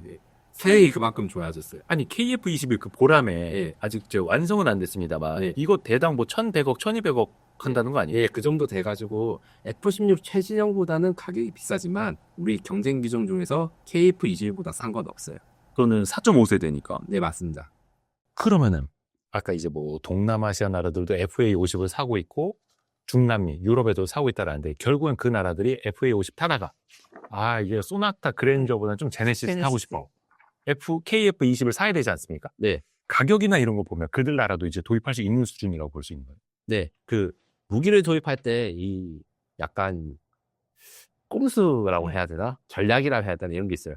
하이로 믹스 전략입니다. 하이로 믹스 전략이 단어가 너무 명확하기 때문에 무슨 뜻인지 좀 아실 것 같은데 짐작 가는 게 있으세요? 속는 거예요? 송일영 기자 원래 영어 잘해요. 모르겠는데요. 쉽게 말해서 전쟁이 날 때 그 옛날 영화를 보면 장수는 갑옷 좋은 거 입고 말 타고 밑에 쫄자들 있지 않습니까? 네네. 그래서 하이급 클래스 무기야. 그다음 로우급 클래스 무기. 그러니까 비싸고 성능 좋은 무기. 그다음에 저렴하지만 많이 살 수 있는 무기를 섞어서 도입하는 전략이 일반적인 국방 획득 전략이에요. 네. 미국도 그런 전략을 채택하고 있어요. 왜냐하면 돈이 아무리 많아도 필요한 수량인데 부족하니까. 그래서 FA50 같은 경우에 로우급 전략이라 해서 단순한 임무 아니면 덜 위험한 임무를 맡고 많은 수가 있고 KF21은 하이급이라 해가지고 이제 좀 성능이 좋은 그런 거라서 소수의 중요한 임무에 투입하게 이렇게 조합을 해가지고 사는 게 제일 효율적으로 사는 전략입니다. 이게. 그러니까 왜 항공 그 전단 네. 같은 거 할 때도 사실은 F21 랩터 뜰 때 옆에 F16 떠요. 그것만 이제 뭐 6대 가지는 않고 예. 요거 2대에다가 F16 같은 거 옆에 뭐 4대 이렇게 같이 가기도 맞구나, 하고 맞구나. 그래서 믹스해서 가는 거죠. 그러면은 4.5세대 이제 KF21을 좀 의미 있게 도입할 수 있는 나라들 후보군들도 있을까요? 지금 이제 최근에 갑자기 외신이 많이 들어왔는데 이게 솔직히 말씀드리면 제가 확인해 보니까 네. 그 국내 애널리스트 분들이 좀 희망적인 전망을 희망으로를, 네. 난 거를 외신이 다 퍼갔는데 100% 거짓말은 아닙니다. 지금 언급되고 있는 나라들 지금 인도네시아, 말레이시아, 필리핀, 그다음에 아랍에미레이트 이렇게 있는데 네. 다 수주 가능성이 매우 높습니다. 다만 이제 제가 여기서 확정을 하지 못한 거예요. 그래서 계약이 언제 돼요? 올해 안에 될 수 있어요. 요거 같은 경우에는 이게 대단히 말하기도 어렵고 그다음에 제가 말하기도 어렵고 저한테 이제 그 책임감 있게 이거 말씀해 주신 분도 거의 없어요. 다만 이 중에서 인도네시아 그다음에 필리핀 같은 경우에는 빠른 계약이 예상된다 정도로 표현을 할 수 있어요. 어차피 인도네시아는 원래는 같이 개발하기로 했던 나라잖아요. 돈을 잘 안 내서 그렇지. 그 돈을 잘 안 내서 사실 살까 말까 의구심이 많기도 했는데 네. 최근에 나온 거 보면 이제 저희 구매 계획이 거의 확정된 것 같아. 그래서 구매할 때 협상의 마지막 단계는 이제 자금 조달 방안이거든요. 이걸 살 때 예산을 어떻게 들어오고 얼마나 지정할 것인가. 이 자금 조달에 대한 논의가 시작된 것은 맞습니다. 그 사실 인도네시아가 되게 이제 좋은 나라긴 하나 KF-21 그 개발비 떼먹는다 그래서 우리 밀떡들한테는 아주 감정이 안 좋습니다. 맞습니다. 그래서 또 수출을 한다고 해도 저것도 떼이면 어떡해? 그래서 우려하시는 분들 많더라고요. 맞습니다. 근데 인도네시아 같은 나라는 아무래도 이제 전략적인 가치가 높고 중요한 나라다 보니까 스스로 그들이 가치를 알고 있어서 이런 협상 전략을 많이 쓰고 무엇보다 인도네시아에 무기 파는 나라들이 다 대출을 해줘요. 자기 무기를 살려면 우리 은행에서 대출금 줄게. 그런 식으로 돌아가는데 너무 익숙하다 보니까 이렇게 됐는데 그러면 인도네시아 말고 다른 데 팔면 되지 않겠어요? 이렇게 하기 어려운 게 사실은 개발도상국의 무기 거래들이 그런 게 많습니다. 그럼에도 불구하고 남는 게 있으니까 우리가 생각할 땐 불리한 조건으로 무기를 파게 되는 거죠. 그러면 그들 나라들 입장에서 보면 솔직히 동남아시아 국가에서 뭐 F-35까지 사기는 좀 무리고 경제력으로 보나 F-16이 가장 또 현실적인 그 공격 대안이잖아요. 그쪽에서는. 네. 그럼 그거를 KF-21이 F-16짜리까지 이제 꿰찰 수 있는 거예요. 그러니까 가격 보면 이제 얼추 비슷한 거 아닙니까? F-16은 결정적인 장점이 하나 있습니다. 유지 비용이 쌉니다. 5,000대 이상이 생산돼가지고 KF-21이 지금 한국군이 120대 정도 사거든요. 그 규모가 5,000대가 얼마 많은지 좀 분석이 가능한데 유지 비용이 싸고 그 다음에 도입 비용도 KF-21보다 저렴한데 결정적인 단점이 있습니다. 납기가 느리거나 거의 불가능하다. F-16이요? 어떻게 된 것이냐면 F-16의 제작사는 그 앞서 말한 이 세계에서 제일 큰 방산회사 로키드 마틴입니다. 로키드 마틴의 주력 전투기 제품은 F-35라고 있어요. 이게 스텔스 전투기고 가격이 한 1,500억에서 2,000억 굉장히 비싸거든요. F-16을 옛날에는 F-16 주력 상품이었다가 지금은 라인을 한두 개 치워가지고 구석에 나왔어요. 비싼 거 많이 팔라고. 제네시스 팔아야 되는데 옛날 모델 같은 그런 아이폰 거네요. 그래서 아이폰 프로 맥스 팔아야 되는데 옛날 모델이 있는 거 SE 모델. 그래서 돈이 없는 나라가 F-16을 사려면 기다려야 되는데 기다리는 단위가 5년에서 7년 뭐 이러고 있고 그리고 이게 양안 전쟁 이슈가 요새 핫하지 않습니까? 중국이 막 대만을 침공한다 이래서 미국이 대만군에 공급할 F-16 생산에 중점을 두고 있기 때문에 이 다른 나라들이 납기를 받으려면 너무 오래 걸려요. 그래서 필리핀이 원래는 우리는 KF-21보다 더 싼 거를 사고 싶어 해서 F-16을 사줘 이렇게 했는데 납기가 너무 느리니까 KF-21로 갈아탔다. 그리고 다른 나라들도 상황이 비슷합니다. 대한민국은 반면에 이제 막 생산 라인이 끌어가지고 지금 개발 완료 단계라서 완전 새 공장 라인 생산 능력 매우 좋거든요. 아니 근데 아직 KF-21은 지금 시제품 테스트 버전을 이제 막 만든 건데 락히드 마틴의 F-16보다 더 빨리 만들어낼 수 있다는 건 어떻게 알죠? 기본적으로 생산 라인 숫자랑 납기 능력은 사실 공장 시설로 알 수 있습니다. 이 라인이라고 표현하는데 말 그대로 생산하는 게 그 부품을 쌓아가면서 수제로 조립하는 게 라인이 KF-21은 지금 2개가 있고 F-16은 하나인데 하나라고 해도 또 이제 소부장이라든가 이런 것들이 지금 단종이 된 게 많아가지고 결국에는 제가 6년, 7년 걸린다는 게 농담이 아닌 거예요. 그리고 주문도 많이 밀려 있습니다, 이미. 비슷한 걸로 미국 육군에 쓰는 로켓포도 주문하는 데는 많은데 주문이 밀려지니까 그 미국 쓴 로켓포 주문은 그대로 놔두고 한국산 천무 로켓포를 사자. 이런 국가들이 여러 군데 있어요.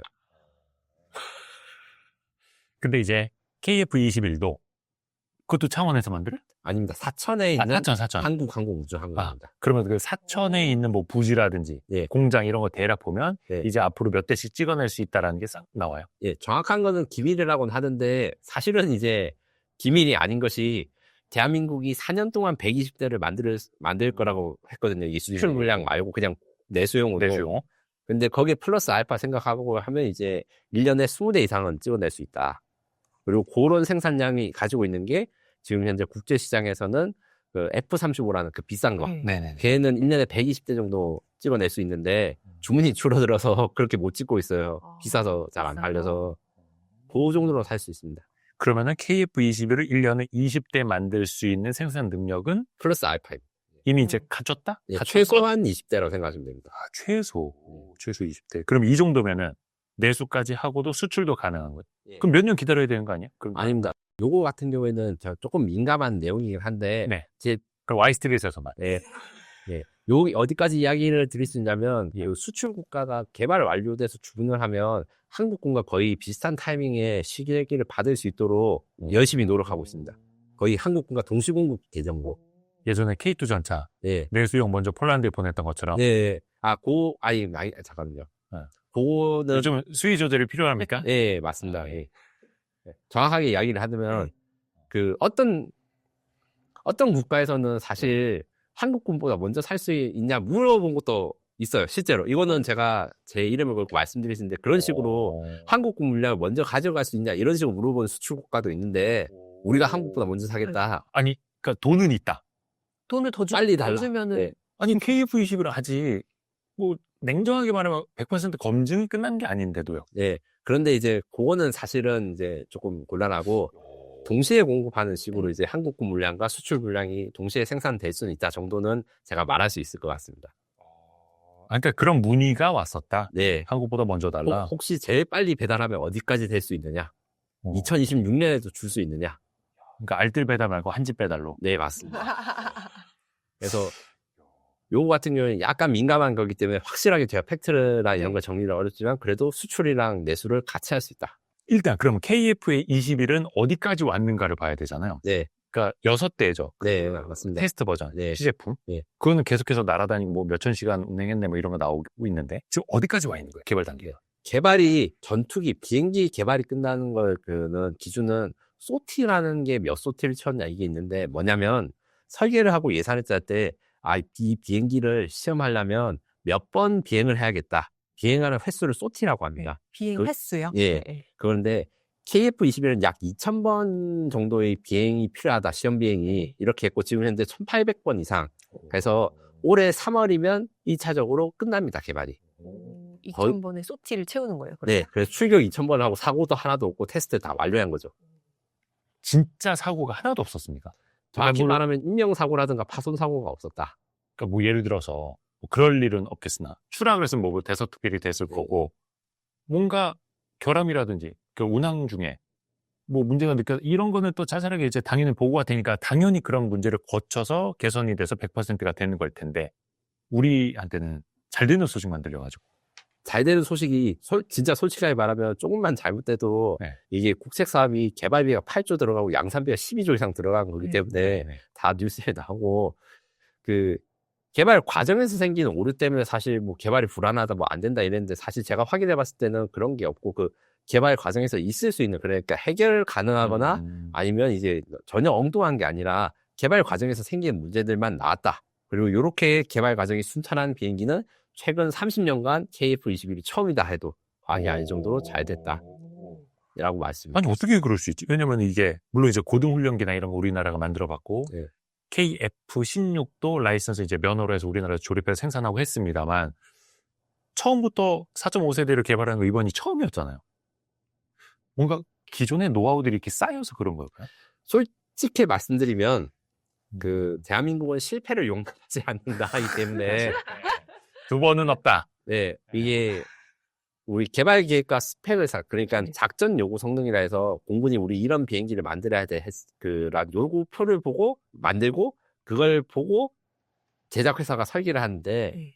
대한민국 전투기 4.5세대라는 것도 지금 그 은근히 넘어갔는데 이게 어떤 거냐면 2차 세계대전이 끝나고 난 다음에 전투기를 할 때 전투기 기술 개발이 너무 빨라서 새로운 비행기 하나 나왔어요. 그러면 구형 비행기들을 모두 압살할 수 있는 거예요. 그러면 이게 세대 교체가 되었구나 라고 해서 1세대 전투기를 이길 수 있는 전투기가 나왔을 때 2세대 전투기 2세대 전투기를 이길 수 있는 전투기가 나왔을 때 3세대 전투기 지금 현재는 그게 5세대 전투기까지 나왔다. 근데 KF-21 4.5세대라는 건 제일 최신은 아니라는 뜻이거든요. 왜 최신이 아니냐? 우리가 사고 없이 정확하게 빨리 만들고 실용화할 수 있기 위해서. 그래서 성능을 어느 정도 현실적, 그러니까 구현 가능한 기술만 적용했기 때문에 우리가 이제 납기도 빠르게 되고 가격도 저렴해지고 그 다음에 지금 이렇게 문제도 덜 생긴 거죠. 반면 이거는 이제 미국 같은 나라에서는 용납이 안 돼요. 제일 최고의 성능을 하고 미국은 전 세계에 없는 무기를 만들어야 되거든요. 없는 무기를 만들어야 되니까 개발비도 예상했던 것보다 늘어나고 개발 기간도 늘어나고 만들다가 추락도 하고 이런 거예요. 우리는 그거를 감당을 할 수가 없어서 미국이 먼저 따라갔던 길, 그 선진국이 먼저 따라갔던 길을 대부분 참고를 하고 그래서 이제 어떤 게 있냐면 KF-21 전투기 생긴 게 세계 최고의 전투기라 할 수 있는 F-22 랩터랑 비슷하게 생겼어요. 그렇죠. 거기에 대해서 이제 어떤 사람들, 외국 사람들 그 뭐 카피냐 이런데 카피는 아니고 검증된 이론과 검증된 공식을 사용하다 보니까 지금 상황에서 제일 안정적인 디자인이 이렇게 하다. 이런 느낌인 거죠.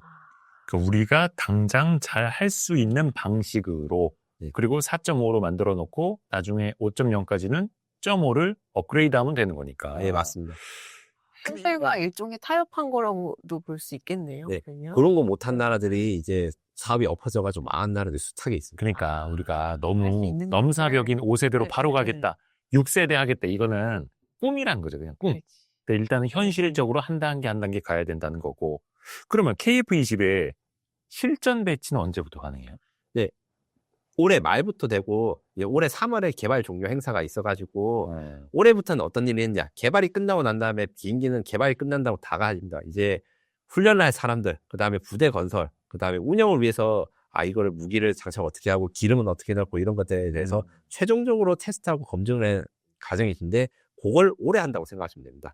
그러니까 26년 말이면 실전 배치가 되고 네. 3월부터는 뭔가 출고 행사 같은 거예요. 네, 맞습니다. 처음 한 대를 이제 공군에다가 네. 넘기고. 그러면 이제 그 정확한 수량은 회사에서 말하지 말라 해서 말을 안 하는데 라인이 꽉 찰 거예요. 예, 그 정도면 말할 수 있을 것 같고 시제 1호기 말고도 1호기가 이제 4월 달에 나오는데 이제 계속 쭉쭉쭉 나오는 겁니다. 그래서 2, 3년 안에 40대가 나올 것입니다. 근데 우선은 블록 1, 2, 3가 있습니다만 네. 블록 1은 공대 공 능력 중심이라고 한다면서요. 네. 그러면은 KF-21이 나오더라도 공중에서 만날 수 있는 상대 전투기 중심으로 싸울 수 있는 파이터잖아요. 네. 공대 G는 아직은 못하는 거예요. 블록 2가 나올 때까지 기다려야 되고요. 그 기다린 기간이 얼마냐? 1년이 채 안 됩니다. 그게 상대도 짧은 거예요. 네. 여기에 대해서 이제 블록이라는 걸 설명을 드리자면 목표가 현실적인 걸 잡으려 보니까 요거까지 끝내면 너무 납기가 늦어져서 우리나라 군대가 쓰고 있는 구형 전투기들이 불안해서 이게 좀 그 조종사들의 그 안전이 위험하다 이렇게 생각한 게 블록별 개발 관계. 그러니까 일단 구현 가능한 기능부터 먼저 넣고 차후에 추가로 가는 그 기능을 추가하자는 게 무장 통합입니다. 무장 통합이 뭐냐면 오락실에서 뭐 그 전투기 게임 같은 거 할 때 아무 뭐 미사일이 아닌 거 다 달아서 쏠 수 있다고 생각하지만 어떤 전투기가 1000억짜리 전투기에 특정한 미사일을 달 때 드는 비용이 몇백억이에요. 왜냐면 미사일이나 무장은 그냥 달아가지고 쏘면 이게 따라가서 떨어져서 뭔가 기류가 이상해서 자기 비행기 다시 맞을 수도 있고 작동이 안 될 수도 있고 안 떨어질 수도 있고 이런 비행 시험이 필요해요. 이건 순수하게 물리적 시간이 필요한 거 하나랑 그 다음에 전투기는 센서가 있거든요. 그래서 센서로 적이 어디 있는지 보고 어디까지 가야 된다고 무기한테 명령을 내리고 하는데 그 센서 소프트웨어도 만드는데 시간이 걸립니다. 그래서 공중전 블록 1이라고 지금 대표님이 말씀하신 게 뭐냐면 일단은 제일 핵심적인 적기랑 싸울 수 있는 능력부터 먼저 소프트웨어도 만들고 무기도 통합을 먼저 하고 지상을 공격하는 무기 같은 경우에는 공중전 무기는 두 종류만 두 개의 미사일과 한 개의 기관총만 있으면 돼요. 근데 지상 공격을 하려면 무기가 한 10종류 정도 필요하거든요. 그래서 일단 3개의 무기를 먼저 쓸 수 있도록 먼저 블록 1으로 완성하고 차후에 실전 생산은 이제 본군의 공급은 계속하고 그 와중에 개발을 후속 개발을 해가지고 개발이 완료되면 기존에 공급한 물량에 소프트웨어 업그레이드 해가지고 나중에 능력을 추가한다는 게 이 블록별 개념입니다. 그러면 블록 1으로 공대공 중심의 KF-21이 나왔는데 나중에 공대지 기술이 완성이 되면 이미 뭐 1호기, 3호기, 4호기 나와 있는 거에다가 공대지 능력을 붙일 수가 있는 거예요? 패치 한다고 생각하시면 됩니다. 거의 소프트웨어 패치하듯이. 그런 느낌으로. 아니 왜 그 공대지 기술이 더 어려운 거예요? 요거는 앞서 말했던 그 숫자의 비밀이 있습니다. 숫자요. 공대공, 공중전을 할 때는 기관총, 단거리 공대공 미사일, 장거리 공대공 미사일 요 3개의 무기가 쓰는데 지상은 표적이 뭐 배도 있고 탱크도 있고 건물도 있고 움직이는 것도 있고 지하에 있는 것도 있고 이게 다 맞는 무기를 만들려면 일단 기본적으로 소프트웨어 코딩량이 많아지고 그 다음에 무기마다 생긴 게 더 천차만별이니까 요걸 떨궜을 때 이게 어디로 갈지 테스트 비행 시간이 길어져요. 그렇게 해서 일단 구현 가능한 거는 공중전 먼저 그 다음에 공대지는 비행 시험과 소프트웨어 개발이 많이 걸리니까 요거는 순차적으로 하자. 이것도 어떻게 진행됐냐면 사람들이 하도 이제 주문이 많이 나가. 이거는 여기서 또 한번 말씀드린 건데 블록 1은 2026년에 개발 완료되고 블록 2는 2029년에 죄송합니다. 음. 2028년 12월에 개발 완료되는 걸로 일정표를 짰어요. 근데 어떻게 짰냐면 제가 무기 종류가 다르다고 했잖아요. 그래서 블록 1이 끝나고 2028년 12월이 되면 열 종류의 무기를 한 번에 업데이트하는 식으로 바꾸려고 했는데 순차 업그레이드로 바꿨어요. 그래서 열종을 네, 하나씩. 개발이 완료되는 무기부터 통합이 완료된 무기부터 2027년 초부터 이제 업데이트해서 그래서 공대지 임무를 원래는 2018년이 돼서 KF21을 할 수 있는데 1년 땡겨서 2027년부터 하는 거예요.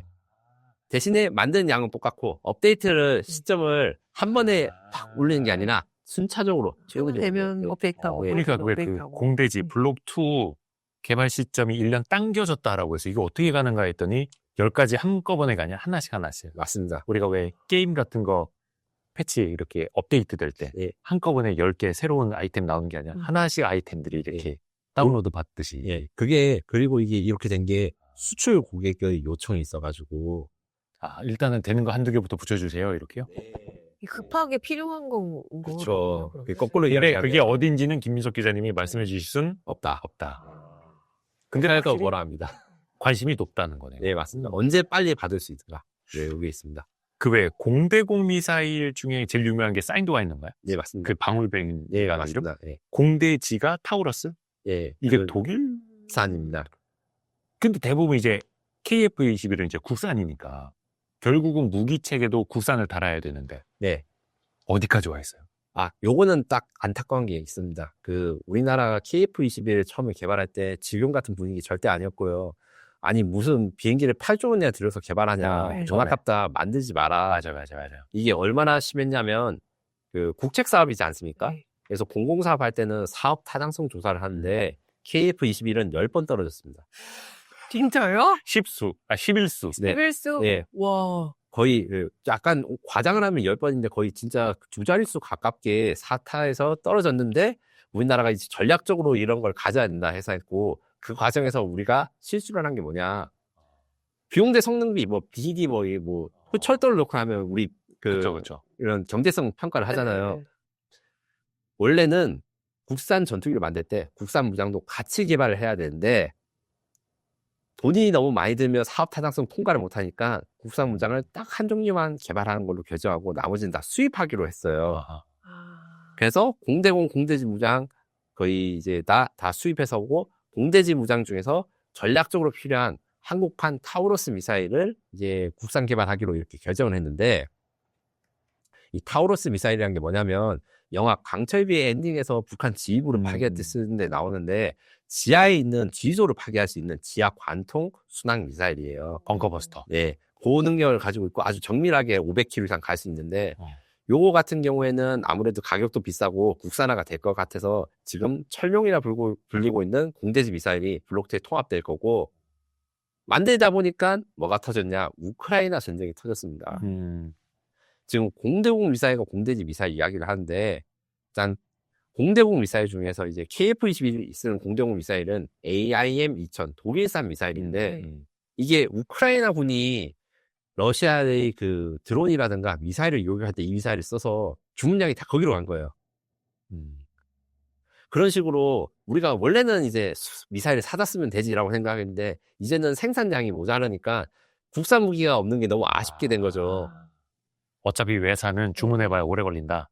국산 만들자. 예, 근데 진작 시작했으면 좋았을 건데 예산이 너무 비싸다 해서 지금 현재 공대지 미사일 하나만 국산화가 돼 있고 한 개만. 공대공 공대지 미사일 나머지 이제 대여섯 종류 이거는 올해부터 연구가 시작돼가지고 2030년대 중반에서야 완벽한 국산화가 됩니다. 거의 10년 기다려야 돼요. 예, 그러니까 출발이 늦었던 거네. 네 맞습니다. 예, 결국엔 사업 타당성 예, 통과를 먼저 하려고. 예, 처음부터 이걸 모든 걸 다 국산으로 가서 만들려니까 비싸서 예, 이 무장 만드는데 개발비 토탈 한 6, 7천억 정도 들거든요. 한 종류. 아니요, 여러 종류 다 합해서. 예.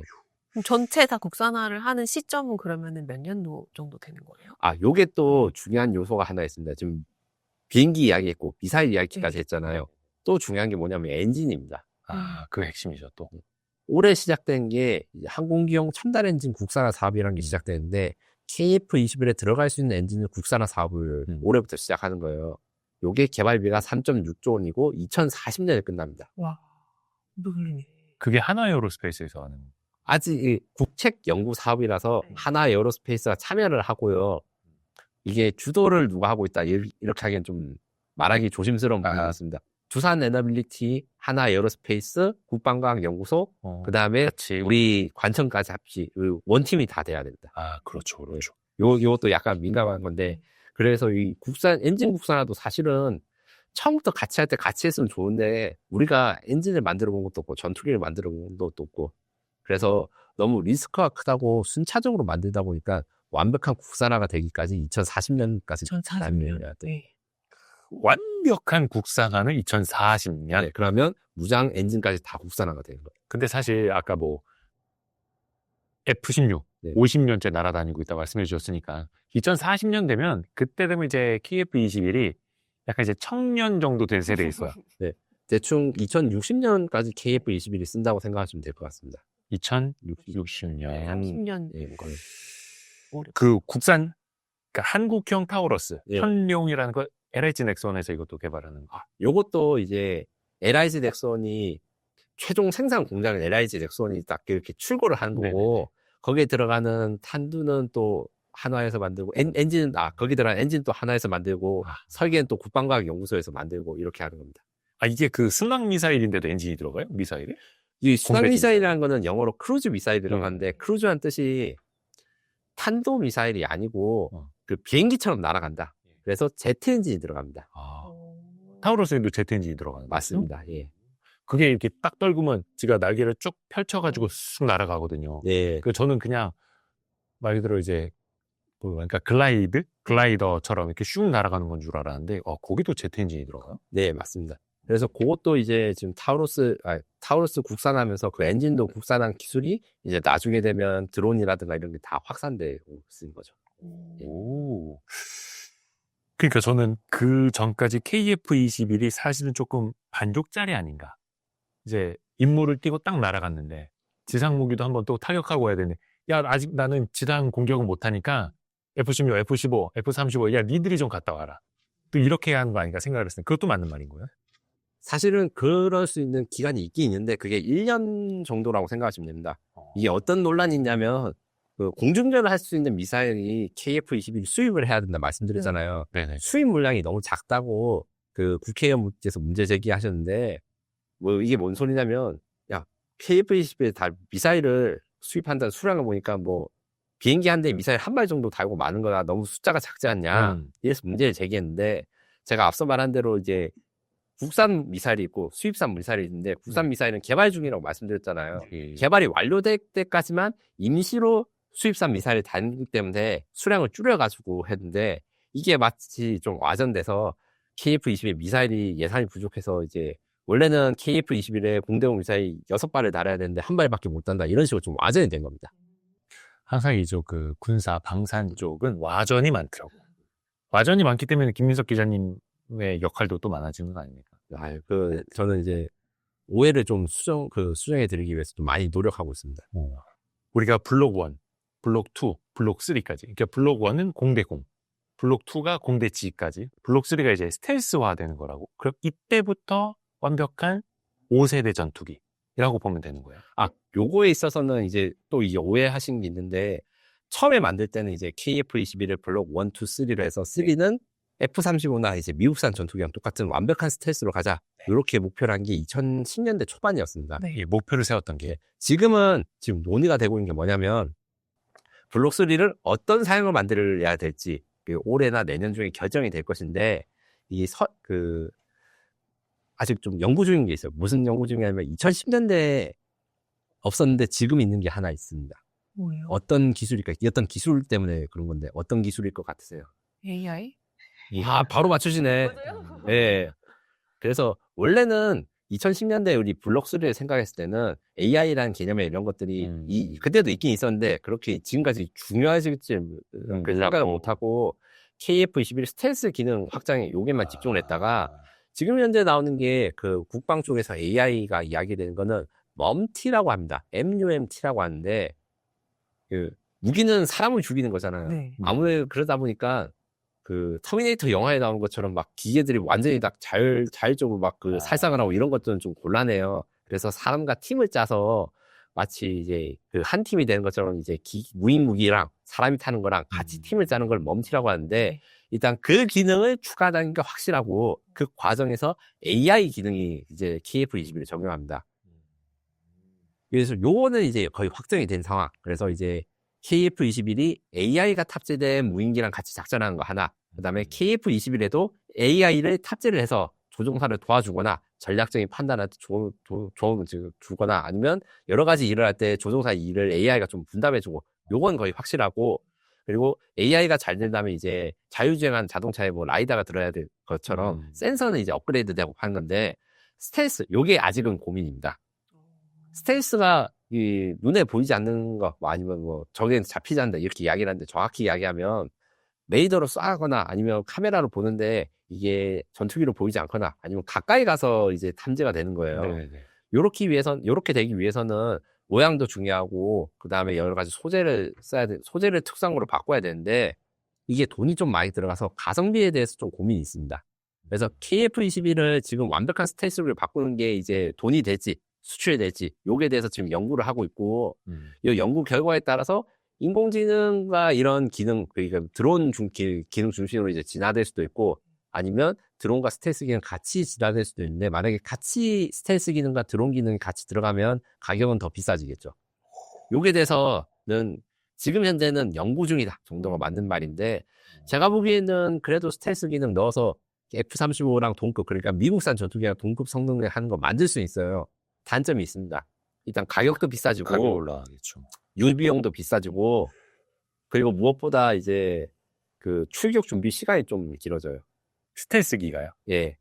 예, 제가 이제 이것도 이제 딴 데서는 잘 이런 것까지는 좀 안 한 디테일한 건데 자, 비행기가 적을 공격하기 위해서 뜨기 위해서는 그 기름도 채워야 놔야 되고 안에 있는 기계도 켜야 되고 무기도 장착해야 되고 근데 스텔스기 특징이 뭐냐 스텔스기는 생긴 거 보면 다 매끈하게 생겼어요. 내부 무장. 예, 예, 역시 이제 대표님은 잘 아시는데 내부 뭐요?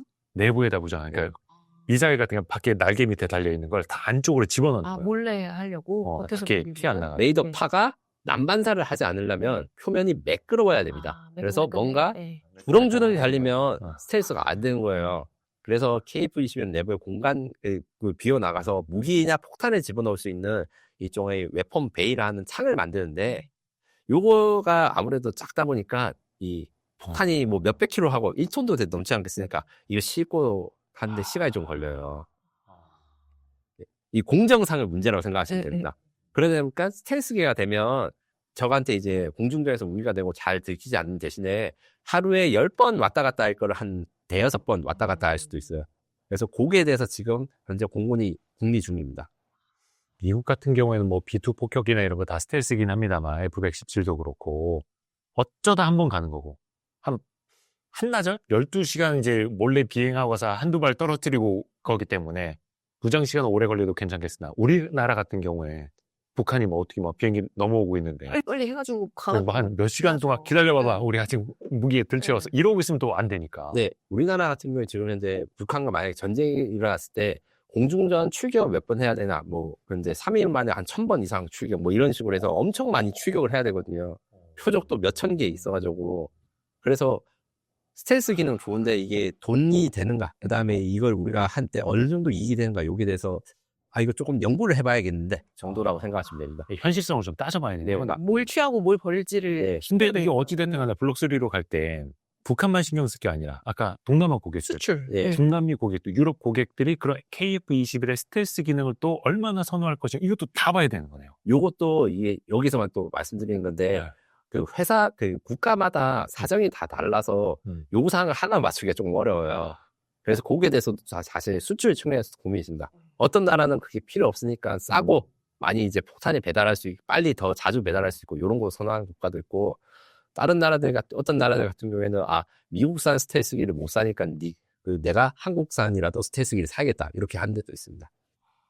이게 그냥 짜장면이야, 짬뽕이야, 통일해 이런 건 참 편한데. 일단은 그래도 만들어 놔야 하는 거 아닙니까? 그래서 저는 이제 개인적으로 이제 다른 분들한테 여쭤보면 어떻게 하면 일단 만들어 놓고 수출국 사양에 따라서 이제 그걸 맞춰가는 게 취사 선택해주고.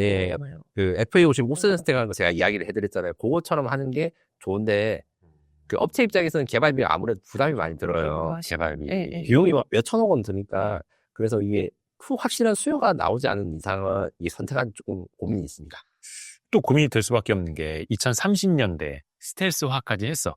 KF-21을 개발해놨어. 그러면 또 그때의 또 다른 경쟁기들이랑 가성비는 어떠한가, 성능은 어떤가, 계속 또 그때도 또 경쟁을 할 거 아닙니까? 네. 그래서 지금 현재 이제 세대 이야기 제가 잠깐 했을 때 5세대 전투기가 세계 최강의 전투기라고 네. 이야기를 하는데 6세대 전투기가 하나 두 개씩 나오고 예. 있어가지고 10년 내에 6세대 전투기가 나오면 이거라면 앞으로 어떻게 할까? 요게 대해서 아직 결정은 안 됐고 막 그 논의, 연구, 고민을 많이 하고 있습니다. 6세 되면 또 어마어마하게 비싸지 않겠어요? 그 대충 한 대에 3천억 원에서 5천억 원 정도 생각하시면 됩니다. 거의 그럼 KF-21의 3배에서 5배. 네, 맞습니다. 그러면 그래도 KF-21 팔리겠네. 네, 맞습니다. 그 AI 기술이 엄청나게 발전하면 스텔스 기능을 약간 포함할 정도의 뭔가 기술 개발이 일어날 수도 있지 않을까요? 그거는 사실 그 피지컬 AI 개념으로 생각하셔야 되는 게 AI가 항공전이라든가 이런 데 들어갈 때 그 무인 항공기에 들어가는 걸 전제로 하거든요. 네. 지금 현재 무인 항공기에 AI 넣을 때 생각하는 거는 쉽게 말해서 그 단순 무식 그 개떼 전술입니다. 이 미국의 CCA 사업이라 해가지고 AI가 들어간 전투기를 아주 사양이 높고 아주 비싸게 만드는 것보다는 이게 몇 대 떨어져도 우리가 손해가 안 가지고 대신에 대량 생산이 가능하도록 준비를 하고 그렇게 숫자가 많은 이유는 이 오락을 얻을 걸 해서 말씀한지 모르겠는데 오버워치나 이런 그 팀 짜서 롤 짜서 하면 각각의 역할이 중요하지 않습니까? 그런 역할을 나누어 가지고 유기적으로 마치 살아있는 생물처럼 여러 대의 AI 전투기가 작전한 걸 생각하고 있어서 그러려면 양이 많아야 되고 네. 대신에 비행기 자체 하나하나의 개별 성능은 그렇게 높지 않게 만들거든요. 아무래도 그 정도로 갈 것 같습니다. 스타크래프트 캐리어 되는 거예요. 맞습니다. 예. 본체만 격추 안 내면 되고, 이게 이제 캐리어 이제 모선 말고 자선들. 뭐 격추 되든 말든 일단 막 물량 끼고 오고. 예. 그때를 몰고 말씀하신 거 아주 잘 이야기했는데 KF-21에서 그래서 한국항공우주사업이 자체 연구 중인 거는 KF-21이 이쪽에 드론 항공모함이 돼가지고 KF-21에 드론을 실을 수 있도록 연구를 하고 있어요. KF-21 그렇게 크진 않은데요? 예, 그래서 소형 드론을 KF-21에다가 장착해서 작전구역 가기 전에는 싣고 갔다가 이제 적이 나타났다 싶으면 여기서 내려주고. 내려가지고 드론을 시켜서 KF-21과 합을 맞추게 되는 거죠. 그런 걸 지금 연구하고 있습니다. 그 아까 말씀하셨던 멈티? 네. 약간 이게 이제 그 비슷한. 맞습니다. 예. 그러니까 가운데서는 사람이 딱 혼자서 가고 있고 네. 전투기 중에서 혼자서 옆에서 드론 한 10대 네. 쭉 같이 가고 있고 멋지다. 근데 이게 사실 우리나라뿐만 아니라 다른 나라들도 또 다 준비하고 있는 거니까 네, 맞습니다. 또 그때 또 경쟁을 해야 되는 거고 네, 맞습니다. 우리나라 입장에서 보면은 공대지 미사일 그다음에 엔진도 네. 당연하고 네. 이것도 거의 뭐 마하 1.8 네, 맞습니다. 수준까지 또 가야 되는 거고 갈 길이 머네요. 그래서 이제 지금까지 이제 8조 원 이상의 개발비가 들어갔는데, 제가 개인적으로는 앞으로 이제 10년간 또 그 정도의 개발비는 투입하면 대한민국이 이제 세계 최고 수준의 항공 선진국이 될 수 있을 거라 생각합니다. 10년간 8조를 더 투입하면. 좀 많긴 하다. 네. 예, 그래서 이제 10년간. 저는 주로 하는 게 요게 다 돈이 됩니다. 네. 왜냐하면 벌 수 있다. 예, 저는 KF-21 관련해서 이제 자료 수집은 2004년부터 했고요. 제가 제 이름으로 처음 KF-22 기사를 쓴 게 거의 한 10년? 그러니까 지금 연수로 지금 10년 그렇게 되죠. 근데 아직도 완성이 안 됐잖아요. 네. 그때도 사실 KF-22 가야 된다. 그 개발비를 투자한 게 다 우리나라 국방의 결실이 될 것이다. 이런 걸 지지를 하려고 제가 아무래도 취재를 했는데, 네, 앞으로 저 남은 여생도 비슷합니다. 그죠? 근데 얼마 안 남았습니다. 물론 이제 저희가 작년도로 재작년에도 그리고 방산저지에 가서 KF-21을 또 보고 눈물 흘리신 분들도 많아요. 왜요? 감격해서 저는 피땀 눈물이 나요. 저는 사실 가면 자동으로 눈물이 나옵니다. 그 실물 보면 공장 가서 이게 그 이제 꼭 밀떡은 아니더라도 저는 밀떡. 자부심 장난 그런 게 있습니다. 이제. 떡볶이 밀떡 생각했어요, 사실. 미치겠다. 네. 그 쌀떡으로 합시다. 네. 근데 이게 얼마 안 남은 게 3월에 네, 개발 종료를 할 것 같습니다. 개발 종료하고 1호기를 예. 공군에게 인도하고 네, 출고식을 할 것 같습니다. 그 어디서 하죠? 사천에서 예, 사차에서 합니다. 당연히 다녀오시네.